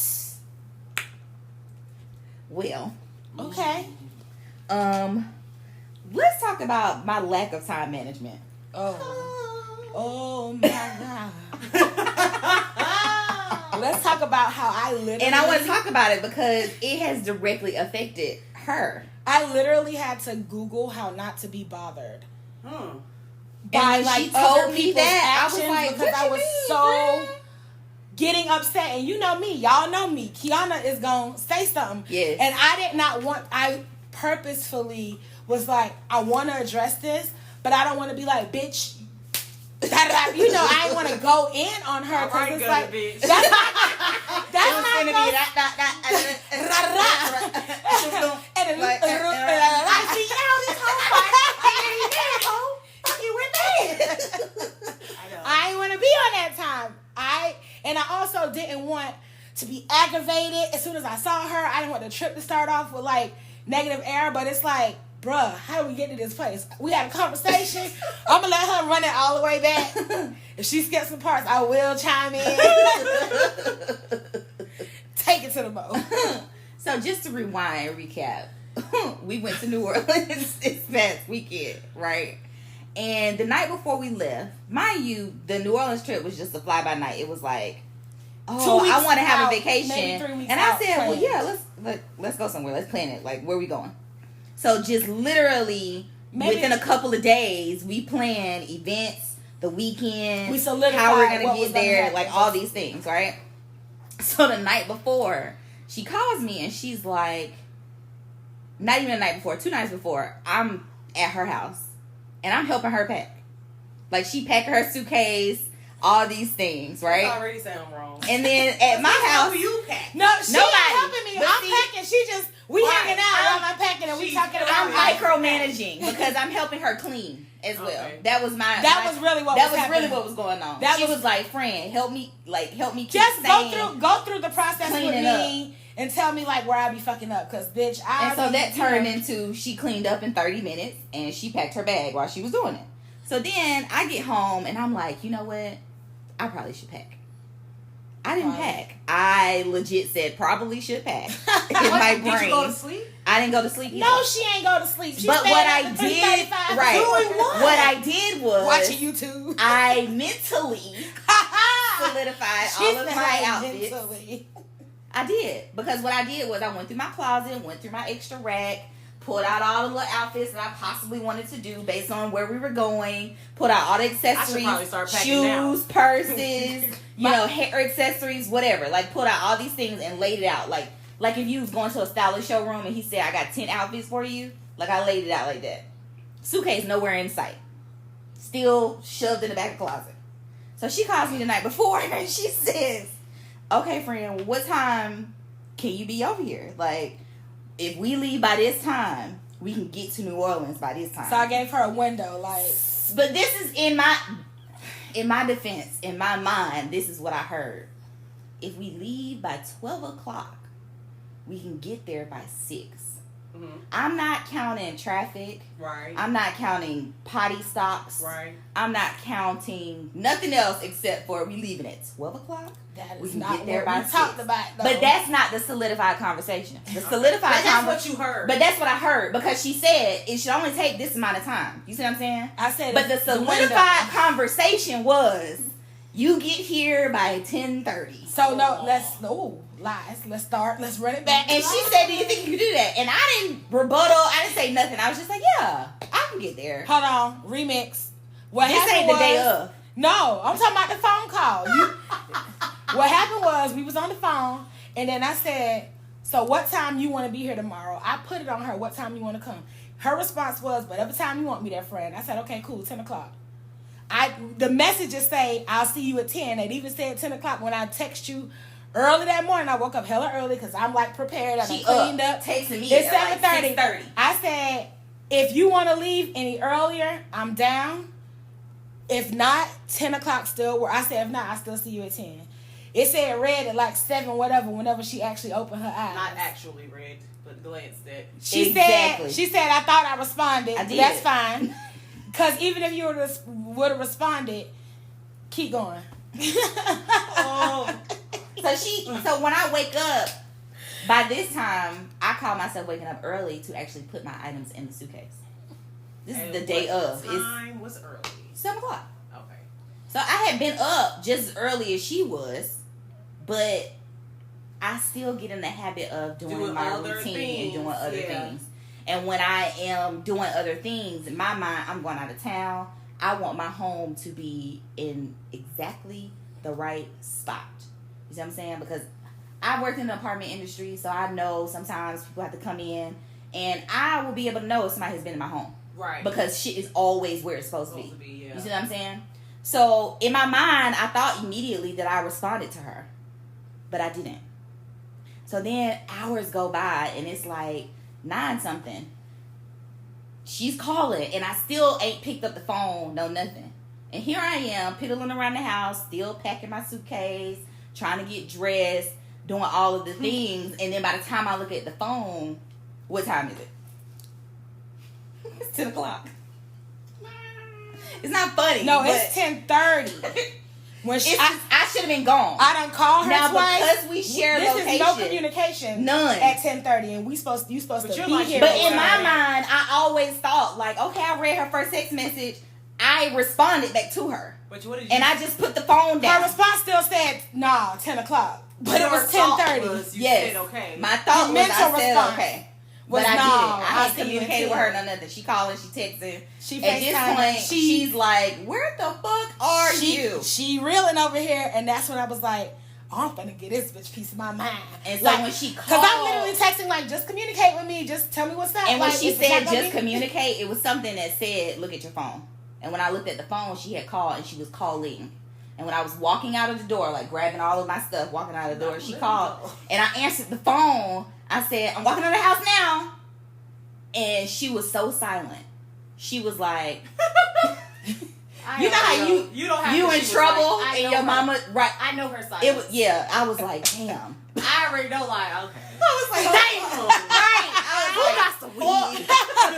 I was like, fuck. You should have started rolling up. And so I did. Okay. I did. Because I didn't leave until another 30 minutes later. Okay. 45 minutes later. And so when I pulled up, I immediately just got my shit out the car, put it by the curb, like, and so here I am running up the steps, and she walking out the door, and she was like, hey. She looked at me, and she gave me the up and down look, like, she eased you. I'm here. And she didn't say nothing. She said, come on. Mind you, this whole time, I'm over here like Googling how not to be bothered. Because I'm trying to rationalize with myself, like, why we know Micah's late, but I literally asked her what time she wanted to meet. I don't know why she not responding to me, because worst case scenario, you got to hear my mouth like, damn, bitch, you said 10 o'clock, got to, you know. And it's 11 o'clock, and you still ain't even left home yet, and we said 10, and you're not answering the phone, and I'm texting, calling, FaceTiming, looking. I'm like, I'm going to do something else for another 20 minutes. Maybe she done been left now. She in the same spot. It's the same dot. It's one spot. So after that, I just was like, I'm going to stop looking. Because I started getting upset, and I literally had to Google, like, how not to be bothered. And it was basically like, don't take it personal, and this is not being done to you. But that didn't change the fact that I felt like how this happened was just super inconsiderate. Because in her mind, we going on a road trip, it's not a big deal, whatever. But I know I'm the one who wanted to do most of the driving. I know, like, all these other things. And I'm like, tell me what's going on. If I got time to get a nap, I would have went and got gas. If you said, girl, I'm not going to be there till about 12 o'clock. I would have did so many other things that would have just helped us, you know, whatever. But so, yeah. In her mind, she my was advice, trying to 12. She was still trying to get here. I was. She was leaving at 11 trying to make it trying to get She was still trying to make up. No, for real. Like, I've been there. And I can say firsthand that being late, you'll probably be on time at first, but then you thought I got enough time to do this extra shit when you really should have stopped where you was at. And so when we were on the trip, that's the time management piece where you're not giving true values. You know, we talk because about I don't manage how long it takes me to do something. Yes. Right. And so when you used to get on me like, how long it's gonna be before you get here? Yes. Like 30 minutes. You were like, bitch, an hour and a half. You used to have to check me, and it took me to actually stop and ask myself, how long does it honestly take me to do this, and that? Let me individually, and the thing about it generalize is, she knows like the shit that I be doing. Because when we was working together, she would physically be there and be like, friend, why are we doing this right now? Like, take this makeup bag with you so we can be on time. Yeah, you doing mascara. Like, you can do that shit in the car. During the whole trip, I could tell, like, the first night when we got there and we was getting dressed, you know how when you could tell your friend watching you, but they not really watching you? Yes. And so she was watching me, and she was analyzing. Right. And I knew she was doing that. And so when she would be like, okay, she'd just be like, okay, we got 5 more minutes. And I'll start doing something else. And she'd be looking at me out the corner of her eye like, I just told you that you got 5 more minutes. First of all, because you're not set. First, okay, when you have expectations, you're setting yourself up for disappointment. Period. You have to. If we have reservations, am I setting myself up like for dinner at 8 o'clock? Why did you tell her 8 o'clock? You should have told her 6:30. That's your bad. You gotta know better. You gotta know what you're dealing with. You told me this before. We weren't even there. You told me this before that. You have to tell people sometimes, like, block out extra time so that they don't try to interfere with what you got going on. Mm-hmm. You brought that to my attention. Like, damn. I had to stop telling people what time I have to be at work because a motherfucker will have you late thinking they could do other shit on your time. So if you know there's If no I gotta room be for there that, at 12 o'clock, then I'm telling you I error, need to be there at 10:30. That's it. Yeah. This her. So, and in my mind, it was like she just said, we're going on a road trip. We didn't make no solidified plans that day. You see what I'm saying? Our idea was we get there.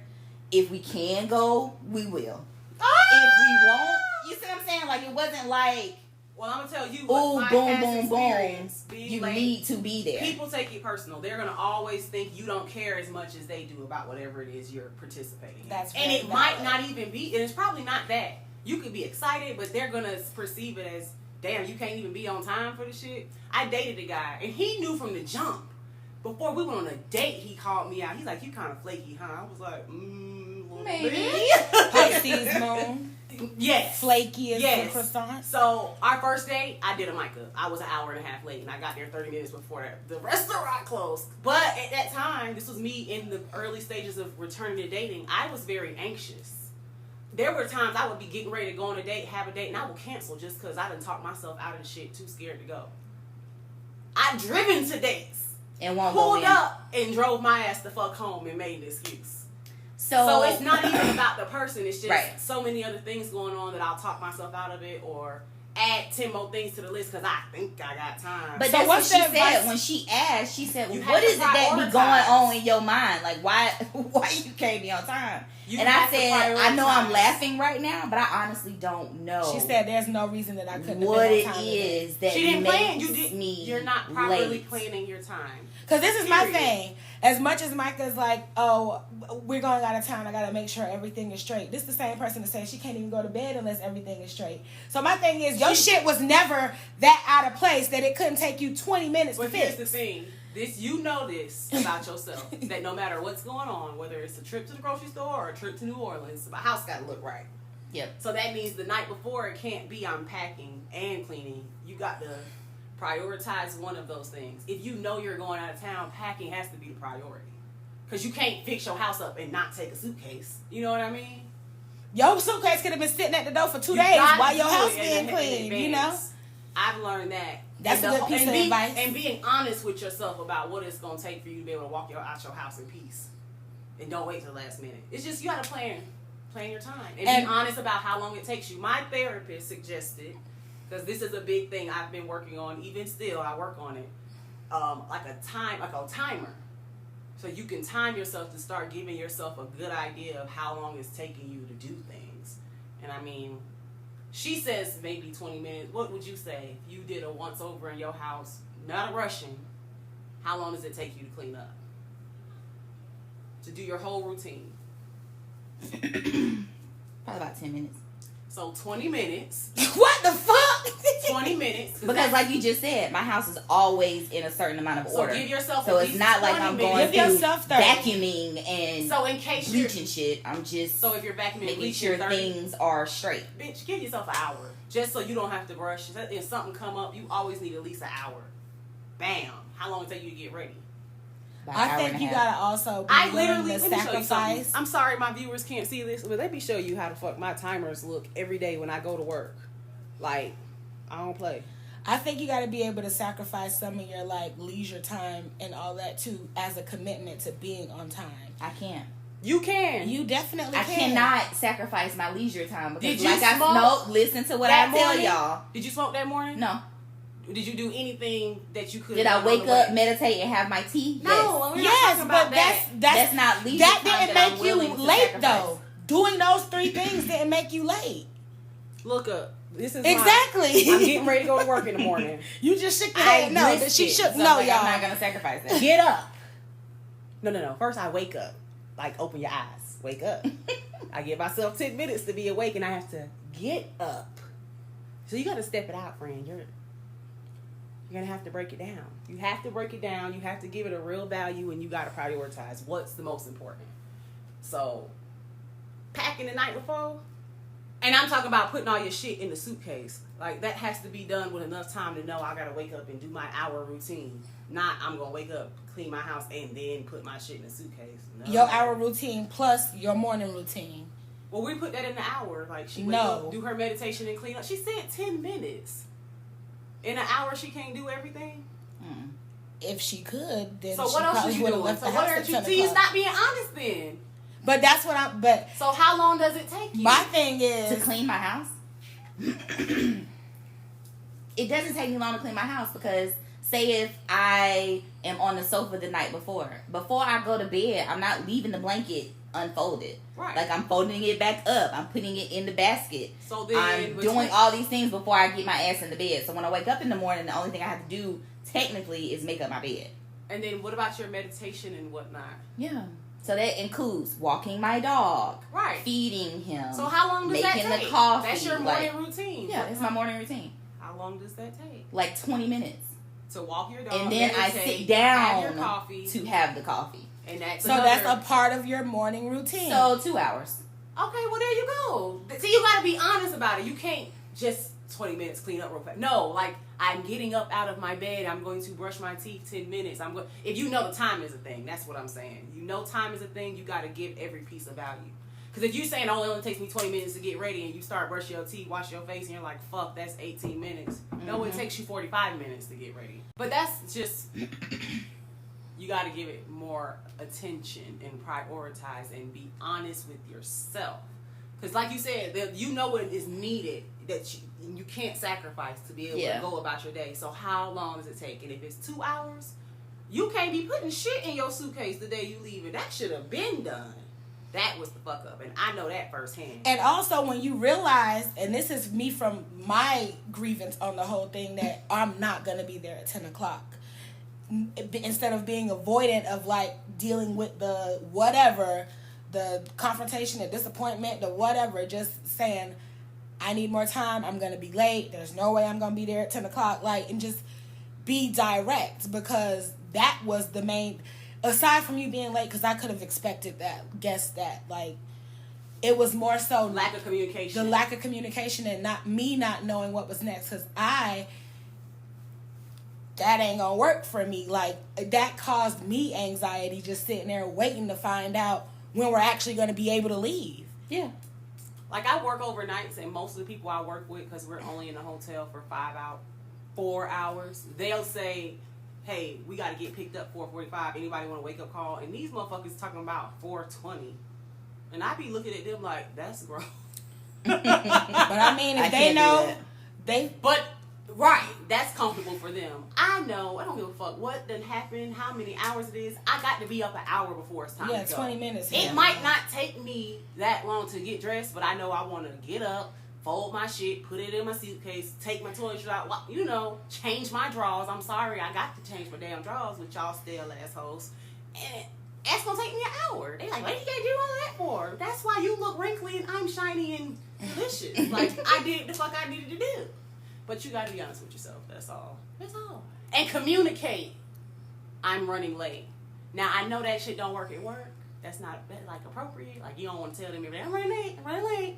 But at least with the people close to you. And also, when you make plans with them. Plan it so you can try. Let's just be honest. Not to be late. Communicating that I'm running late hasn't really had to show up until recently. Okay. If that makes sense. You see what I'm saying? Because, like, if we having family events, you just show up. My family knows. Like, how many people have brought it to you as an issue? Because it wasn't until somebody presented, like, you act like you don't care. Nobody has presented it as an issue until now. I was dating the same guy I mentioned before. I'm serious, because if I'm living with somebody and I'm in a relationship with them, if we made dinner reservations, they're just saying at 4 o'clock, baby, go ahead and get up and start getting dressed. You see what I'm saying? It's never presented as an issue until now. They know how to maneuver her. Exactly. Maneuver around well, her. I wasn't there because I can physically, when I'm physically there, when she's physically with me, yeah. she maneuvers me the same way. Yeah, but like, you got 10 minutes. That's not always going to be the case. Right. You have to be like, I don't want to be this late person. Like, you can do all the things you need to do and still show up on time for whatever. Would you rather communicate ahead of time or deal with their pissy attitude when you get there? Because me, I'm going to just tell you and let you do what you're going to do with it, what you may. But that's the thing. It hasn't become an issue until now. Well, I didn't expect a pissy attitude. That until now. It didn't last long, child. It wasn't like that. Going forward. It was period. It wasn't pissy. Just let her know. phone or just show up and see what she gonna do. Well, I'm working on my responses myself. I feel like as much as I was like, I mean, you're a person. Mute and like you have feelings. Soft and one wordy, I still was like, she was one wordy for like 15 minutes. Your energy. Because that's how long I could go without bringing that shit up. It was like 15 minutes. But when somebody expresses to you like, this made me feel like you didn't care, what we had going on wasn't important, then it's like, oh, well, that's not what I'm trying to do. Yeah, so and that's what it was. But see, that's the thing. If she would have never brought it to me the way, in the manner that she did, I probably would have just been nonchalant about it. Like, it was just... Right. Because that's the norm. The norm for me. Right. Yeah. But you'll feel better. Like, now, I be looking at the time. I know how long it takes me to go pick up my kids. Like, I've timed how long it take me to make their lunch. You know what I mean? So if I wake up late, well, they ain't gonna get lunch today because I don't want to be late getting out the house. Yeah. I got to sacrifice something. And like, that's what I was talking about. They provide lunch at school. At the very least, they might be mad about it, but I don't want to be driving, rushing down the street. Yes. As much as you love your morning routine and you know it take you an hour, I know your ass will sit around and light up a candle and light 2 more incense. Gotta be a quicker Want to routine, sit like there and let them burn out and watch or 2 videos on YouTube. And walk the dog after you meditate, you know? Yeah, like she be wanting to do all this other shit, and that's the part where I'm talking about. You gotta be. If able you're to not sacrifice. willing to change or sacrifice, you gotta make the time. Then that's it. Yeah, I'm gonna have to make the time. Yeah, because to be on time. If it's gonna affect something eventually. Because I can understand the 2-hour thing. Like it's might the anxiety not be 2 hours for me. Of stuff, but the movement and getting from here to there and not being rushed. Yes. 2 hours. I mean that's why when I start doing my but then in my mind, it's just if I'm late, I'm late. I'm not gonna go running down a road, rushing or anything. But the thing is, you don't have to rush if you use the rest of your time wisely. You can do all the things you want to do. Like, here she goes. She don't even give a fuck. Yeah, because that's. You say that, but that's not true.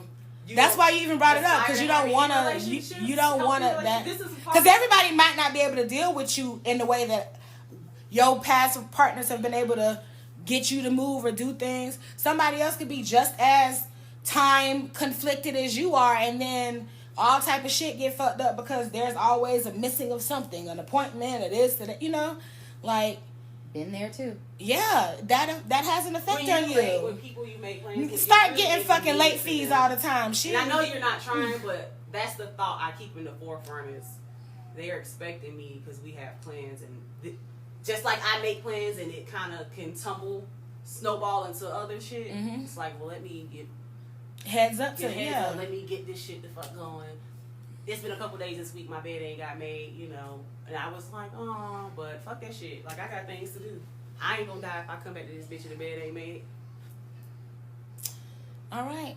Man. So just proper planning and communication would definitely help, I think. Yeah.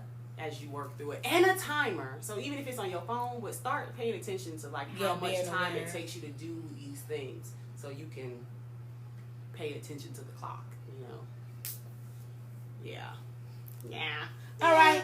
Well, that wraps up advice and grievances. You want to send us on home with our affirmation? Yes, since we've talked about our attachment styles today. Jesus Lord. And most of that goes back to an insecurity, because those are the ones we talked about, the insecure attachments. Mm-hmm. I feel that a lot of it is not feeling worthy of love. Mm-hmm. And that's not true, because we all are. So the affirmation tonight is, I am worthy of unconditional love. Mm. Yes. I am worthy of unconditional love. That's right. You are. Just how you are. Not when you get better.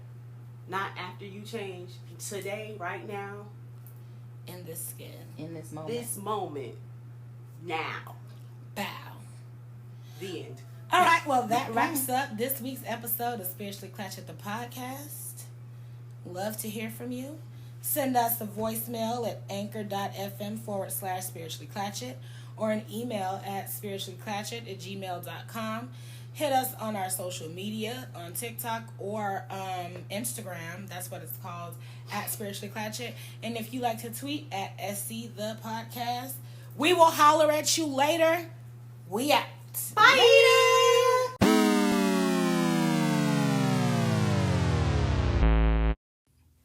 All right, what the fuck is up? What's up? What's up? Okay, now you just made me think about Martin. I said I didn't know if I was going to talk about it or not. But anyway, welcome to Spiritually Clatchet, the podcast. We in the building. Time to check in with my ladies. What's going on, MGZ? I have decided that I'm going to start this weight loss journey. Welcome to the club. That part. Welcome, join us. D3. We've been waiting for you. So, yeah, I took the necessary steps to go to the doctor, put certain things in my home so I can cook, all of these things. So I'm really prepared. Level up, okay. Yes. And we know how to cook. Right. What about you, Hootie Lou? I'm on the same thing. Like, Fab Fit Fun. I've been trying to make a lifestyle change, period. Mm-hmm. Oh, yeah. You know, and I think I've been in the right direction. You know, there's still some hiccups here and there. But I do believe that attempting this combining period, even as a lifestyle change, in addition to what I'm already doing, I think would be good. Mm-hmm. Because I think overall, when I just like that proper food combining shit, I'm telling you, it's gonna flip shit up. For real. mean, I feel like a lot of times I've naturally eaten ways that these that show, and you've had good results during those times. And I also believe that a lot of the things that we are encouraged to eat and how they encourage us is intentional. Oh, of course, like, because they see what it fuels. Yeah, intentional how? Like to get you addicted, to make us fat. Make you fat. To make you sick. To make you need the medicine that costs $1,000. Yeah. So I'm like, it's like, why do they give you that trail mix? With all the stuff. You know what I'm saying? That's supposed to energize you. Supposed to energize you, but it don't go together. No. No piece of fruit, no nut, and sugar. It like. And just period. I've learned how addictive sugar. Like processed sugar is, period. Yes, Jesus Christ. I have a sweet tooth like no other. It's unfortunate, but I'm trying to live a healthy lifestyle. But right now, I'm really motivated by their birthday coming up. All those swimsuits I bought that's looking like I'm tied up sausage. I got to loosen up the string. What about you, friend?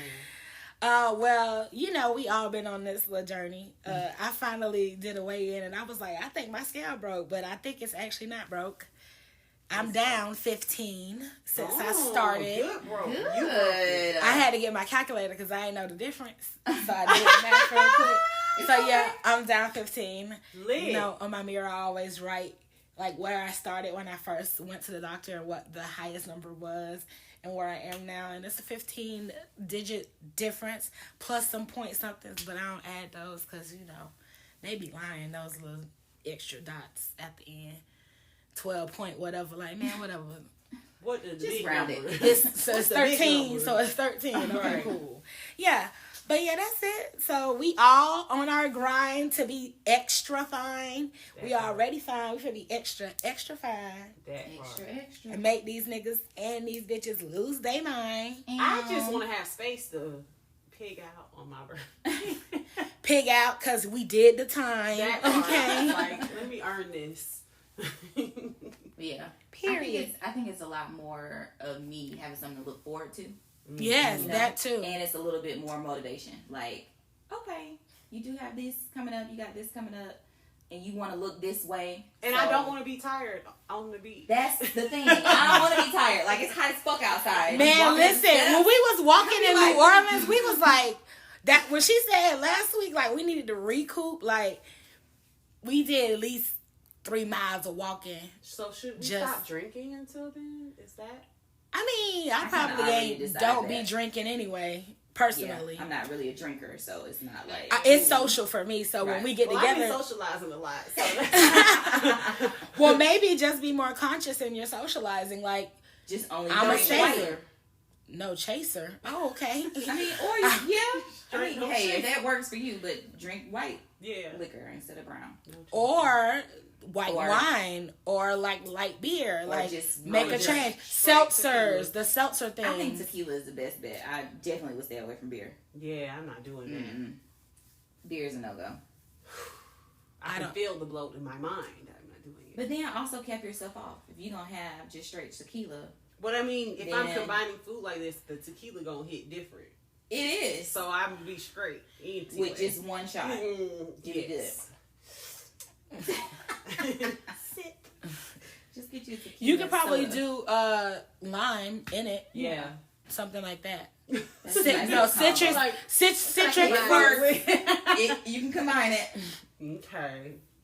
Just the lime though. We gotta get the book because the book is gonna really tell us It's on what the way. I know, but it's gonna tell us the what next liquor 6 rules, days, what this the what we real gonna rules do. are. Anyway, let's get into this show. What is our word for the week, baby? This week, the word is stalwart. Stalwart. Yes. This word was quite inspiring when I came across. And let me tell you how to spell it first so you can look it up over there. It's STALWART, stalwart. Stalwart. It is an adjective and it means loyal, reliable, and hardworking. Okay. Stalwart. Stalwart. Loyal. That's somebody's last name. Reliable. I'll be Hardworking. Mrs. Stalwart. Listen, if I find somebody with stalwart, I'm just gonna assume the best out of you. Listen, that's the sentence Automatically. this week. I require my partner to be stalwart. Yes. Hello. Period. I admire the stalwart. Characteristics in That's the word. I was going to say nature. Attributes. Let me run it back. I admire the stalwart attributes of my future partner. That part. Yes. Thank you, Already in advance. In I just thank you advance. so I'm much grateful. for being who you are with your fine ass. So, you guys out there, you know what to do. Say it with your chest. Use Use it with your friends. All right. So yes, next the tea. Tell me the tea. It's thirsty. First of all, I wanted to start like on a little high note with good news. What's the man named Russell Wilson? Sierra's husband with his stalwart ass. Yes. He's definitely Perfect example. what I think of when I think of that. Like, he seems to be all those things. He gave the commencement speech this past week at Dartmouth University, and that is like one of those Prestigious university. very prestigious schools. And also, he received an honorary doctorate degree. I listened to a part of his speech. It was on the internet. And on top of knowing that he's athletic, on top of seeing how loving and doting and supportive and kind and endearing he is, he's also smart as hell and educated and well-spoken. And it was just like, yes, God, Russell Wilson for president. You know? Like, he is the change we need. Yes, for president. Come on, black man. Yes, the black man can. Yes. I love it. Like, I it love was that. just amazing. And then to see that he was awarded and rewarded with an honorary doctorate. So I'm going to call him Dr. Wilson from here on out. Like, Oh, wow. I He's an mean, honorary doctor. from Dartmouth, you got a real one. I mean, I'm sure they don't give those out willy-nilly. I would hope not. I'm sure They don't have people come speak willy-nilly. I was about to Yeah, say, they when don't. have they given them out? I'm like, they probably only invite speakers that already have doctor in front of their name. Yeah. I mean, So you the gotta have fact- some type of credential. He is Listen. Dr. Husband Wilson. Ooh, Dr. Dr. Daddy Wilson. All of it. Everybody call him Daddy, I'm sure. Everybody in the house anyway. Mm. And you know when mamas be having kids, they don't say the daddy name no more. They say, go ask daddy. Yeah. Go talk to daddy. Go find. So yeah, Dr. Daddy Wilson. I like it. Dr. Daddy Dr. Wilson. Daddy. And then also after seeing that, I saw Sierra was out somewhere like doing like a remote thing where she was performing or on location somewhere. And he showed up and surprised her with a beautiful arrangement of Don't orchids. surprise me. I love you. Oh my gosh, it was. I'm sorry. And she was just like, "Oh my gosh, babe, what are you Oh doing my here? I'm so glad Don't you're surprise here." me. Surprise me. Yes, surprise me. I kind of like. Then we Like, go that's the together. best surprises. Oh my god. They married. They definitely go together. It's amazing. So I was like, like, oh my Let's have gosh. another baby. You just right. We finna. That night he surprised me in wherever Turks and Caicos with some Baby flowers. number 4. We did it. It He happened. brings out the best in her too. You can Yes. tell. It's I feel amazing. like she can flourish, and he does too, because like I feel like they just work well together. Like, girl, I'm gonna make my own prayer. I'm gonna pray that That's the shit key over to, and over again. Like, the perfect spouse for you. If you can bring out the best in me, then we on this top. Like, what are we saying? That's amazing. Just made my mouth It water. really just is a matter of being motivated by the right person, because you already have to be in a certain place to attract them. Right, So if they that's come true. around and then they inspire you, like, you want your partner to be like a muse to you. You know what I'm saying? Yes. Like, yeah, I fucks with that shit. Mm-hmm. Like how Miguel sing, yeah, like the way he do that, yeah, like I fuck with it like that. Like, oh no, what did I done? Okay. Oh, all right, next. Jennifer Hudson. Also good news for her. She is officially the winner of the EGOT. I feel like we were talking about that. Like, What's EGOT? the EGOT is when you've won an Emmy, a Grammy, an Oscar, and a Tony. Oh, okay. So those are the biggest, like, performance Accolades. rewards you can get. And once you reach that status, you are considered an EGOT winner, meaning you've gotten something in every category. How many black people we got in every category? 2 real official winners: Whoopi Goldberg and now Jennifer Hudson. Oh, wow. That's amazing. Also, John Legend, he has one because he got an honorary, I want to say, Tony for something. So does that really count? It counts to them because, like we said, Dr. Daddy count. They're not just giving out. I think they didn't give it directly to him because whatever the project was, he worked on it. It wasn't him His actually project. doing the performance or whatever. Okay. So it's something like that. But, you know, and there's quite a number of people who are 1 award or 2 awards shy of, like, I want to say Viola Davis. She's a Grammy away. But we know Viola don't do music. But let her make a movie and get on the soundtrack of a Grammy Award and boom, she's got it. Oh, wow. So they're still away. That's how a lot of these singers become EGOTs. They worked on the soundtrack or wrote music for a play that won something. Okay. So, and then, but for Jennifer Hudson, she is producing, she's acting in them, she's singing in them, so that, and for her to be so young in her career too, Right. like, Whoopi Goldberg has been doing this for ages. She got hers a long time ago too. I want to say like in 97 or something like that. Yeah. But I mean, Whoopi broke out being on Star Trek. That's very geeky, you know, nerd culture, whitewashed. So she already had a huge following and a fan base from that fantasy sci-fi world at the beginning of her career. And she was funny. Yeah. On top of that, she had to stand up, and then she did the breakthrough shit with Color Purple. Whoopi's, you know, superb. I just would like to Yes. know her whole story. I'm pretty sure there's a dope ass documentary or interview somewhere. Oh my gosh. This past week I watched the documentary of Robin Williams. Let me tell you.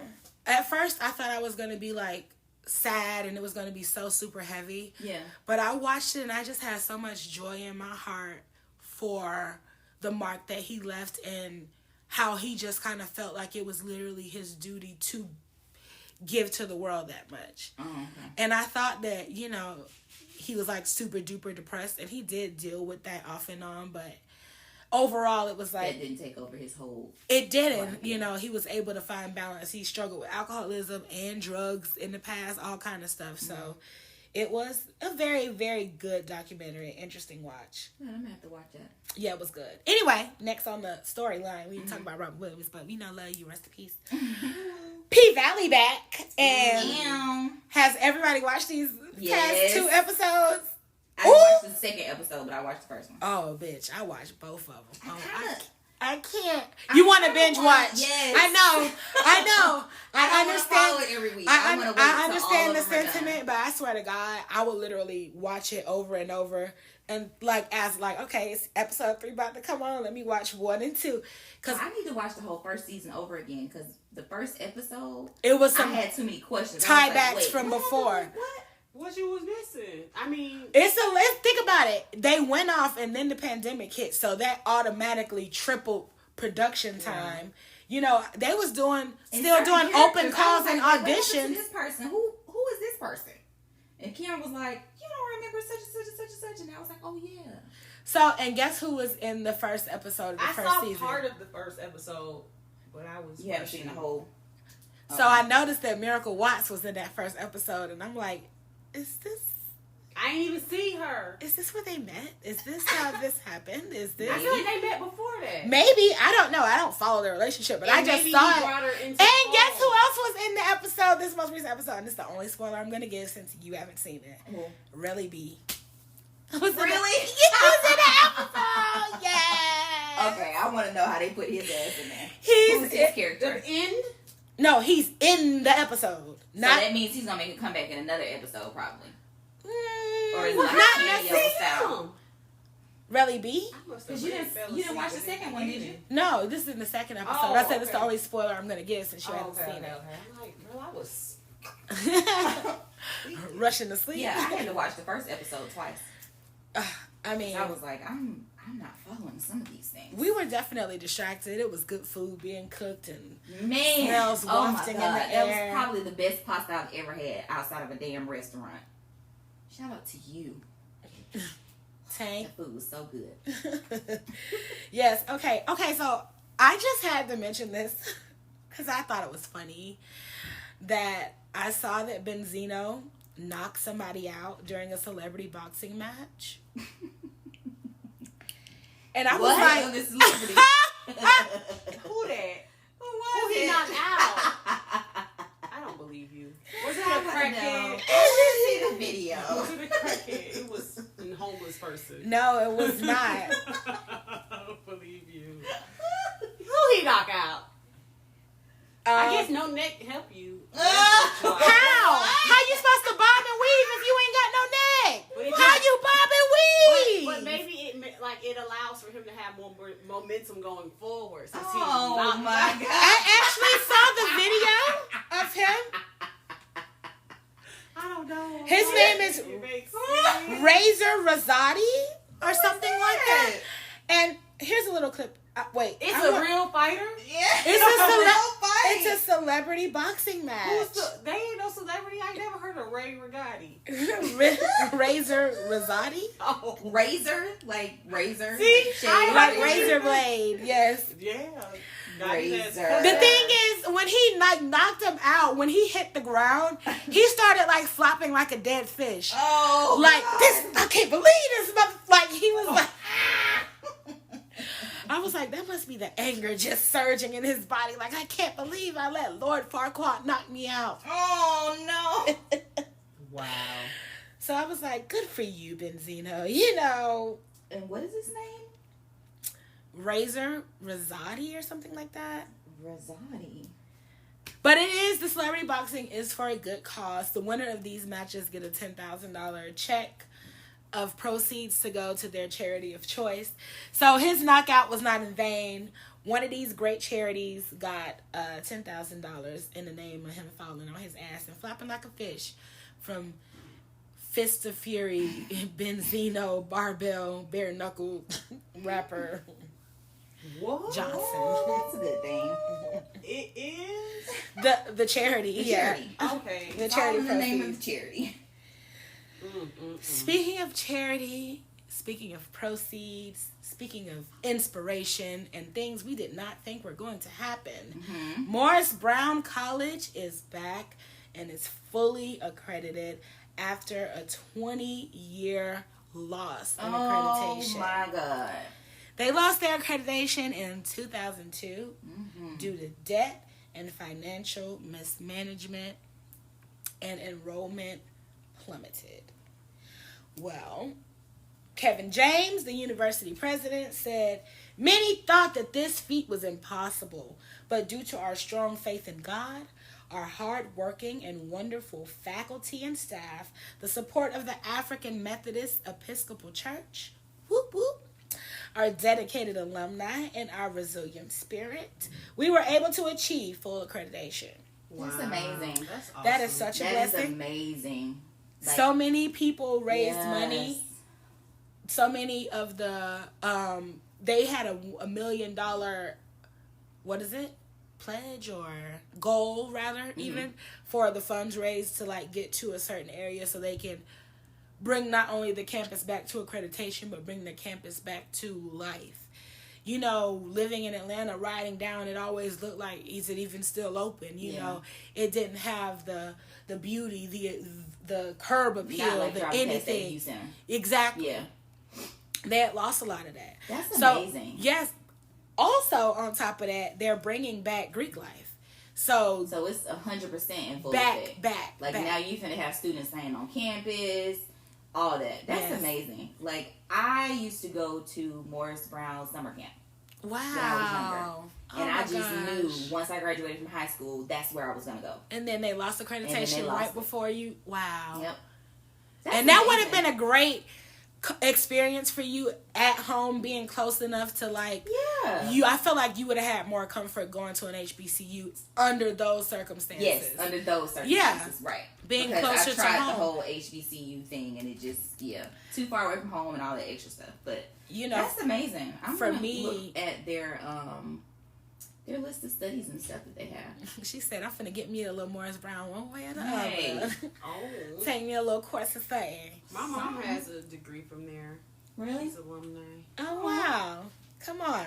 So, yeah, me being a product of an HBCU, I just understand the sheer importance of having a space like that.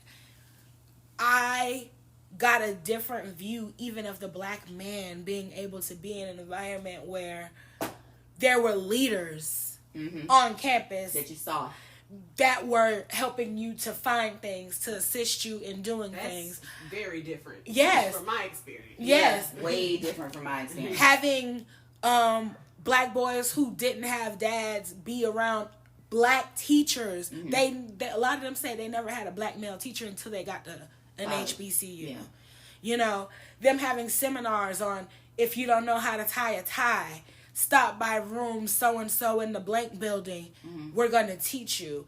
Like those grooming things. A black man and grooming black women. Those things that you might not get at home. Because, you know, my HBCU was full of girls from the projects who just was the first one to get out. And we had to dress formally on Wednesdays for chapel. And we had to, you know, things that they would have not had that exposure to before that they got because of an HBCU. Yeah. And then I did a little whoop whoop when they mentioned the AME church. Because most of the privately owned HBCUs in America are funded by the African Methodist Episcopal Church. I didn't know that. Yes. My great-grandparents had a lot to do with contributions and support to Bethune. We had a family home that is now one of those homes privately owned by somebody else. We sold it since then. That was owned by the church and by my grandparents, like under their business with the church, in which they used to rent out for students and had to do business and stuff with the schools. Yeah. Most of them have a deep tie to that. So when I heard that, it was great news. They gonna have the sororities and the fraternities there. The band gonna be back. Everything's gonna be amazing. Great. And, you know, I look forward to it because I've only witnessed the bones of Morris Brown. Me moving here in 2005, me only knowing about Drumline and things like that, and what I knew locally about black colleges, which was Ed Waters, Bethune, FAMU. You know what I'm saying? Maybe North Carolina Central University, maybe Howard Hampton, and I got all of that from BET, Black College Tour, and you know, shit like that. My exposure to black colleges elsewhere. So I thought that was an awesome little tidbit. That is very awesome. Yeah, so we did, we did spiritually Clatchet in the tea today. We ended on a good note instead of bob and weave. So that is it for the tea in the dish. We will be back with 11:11.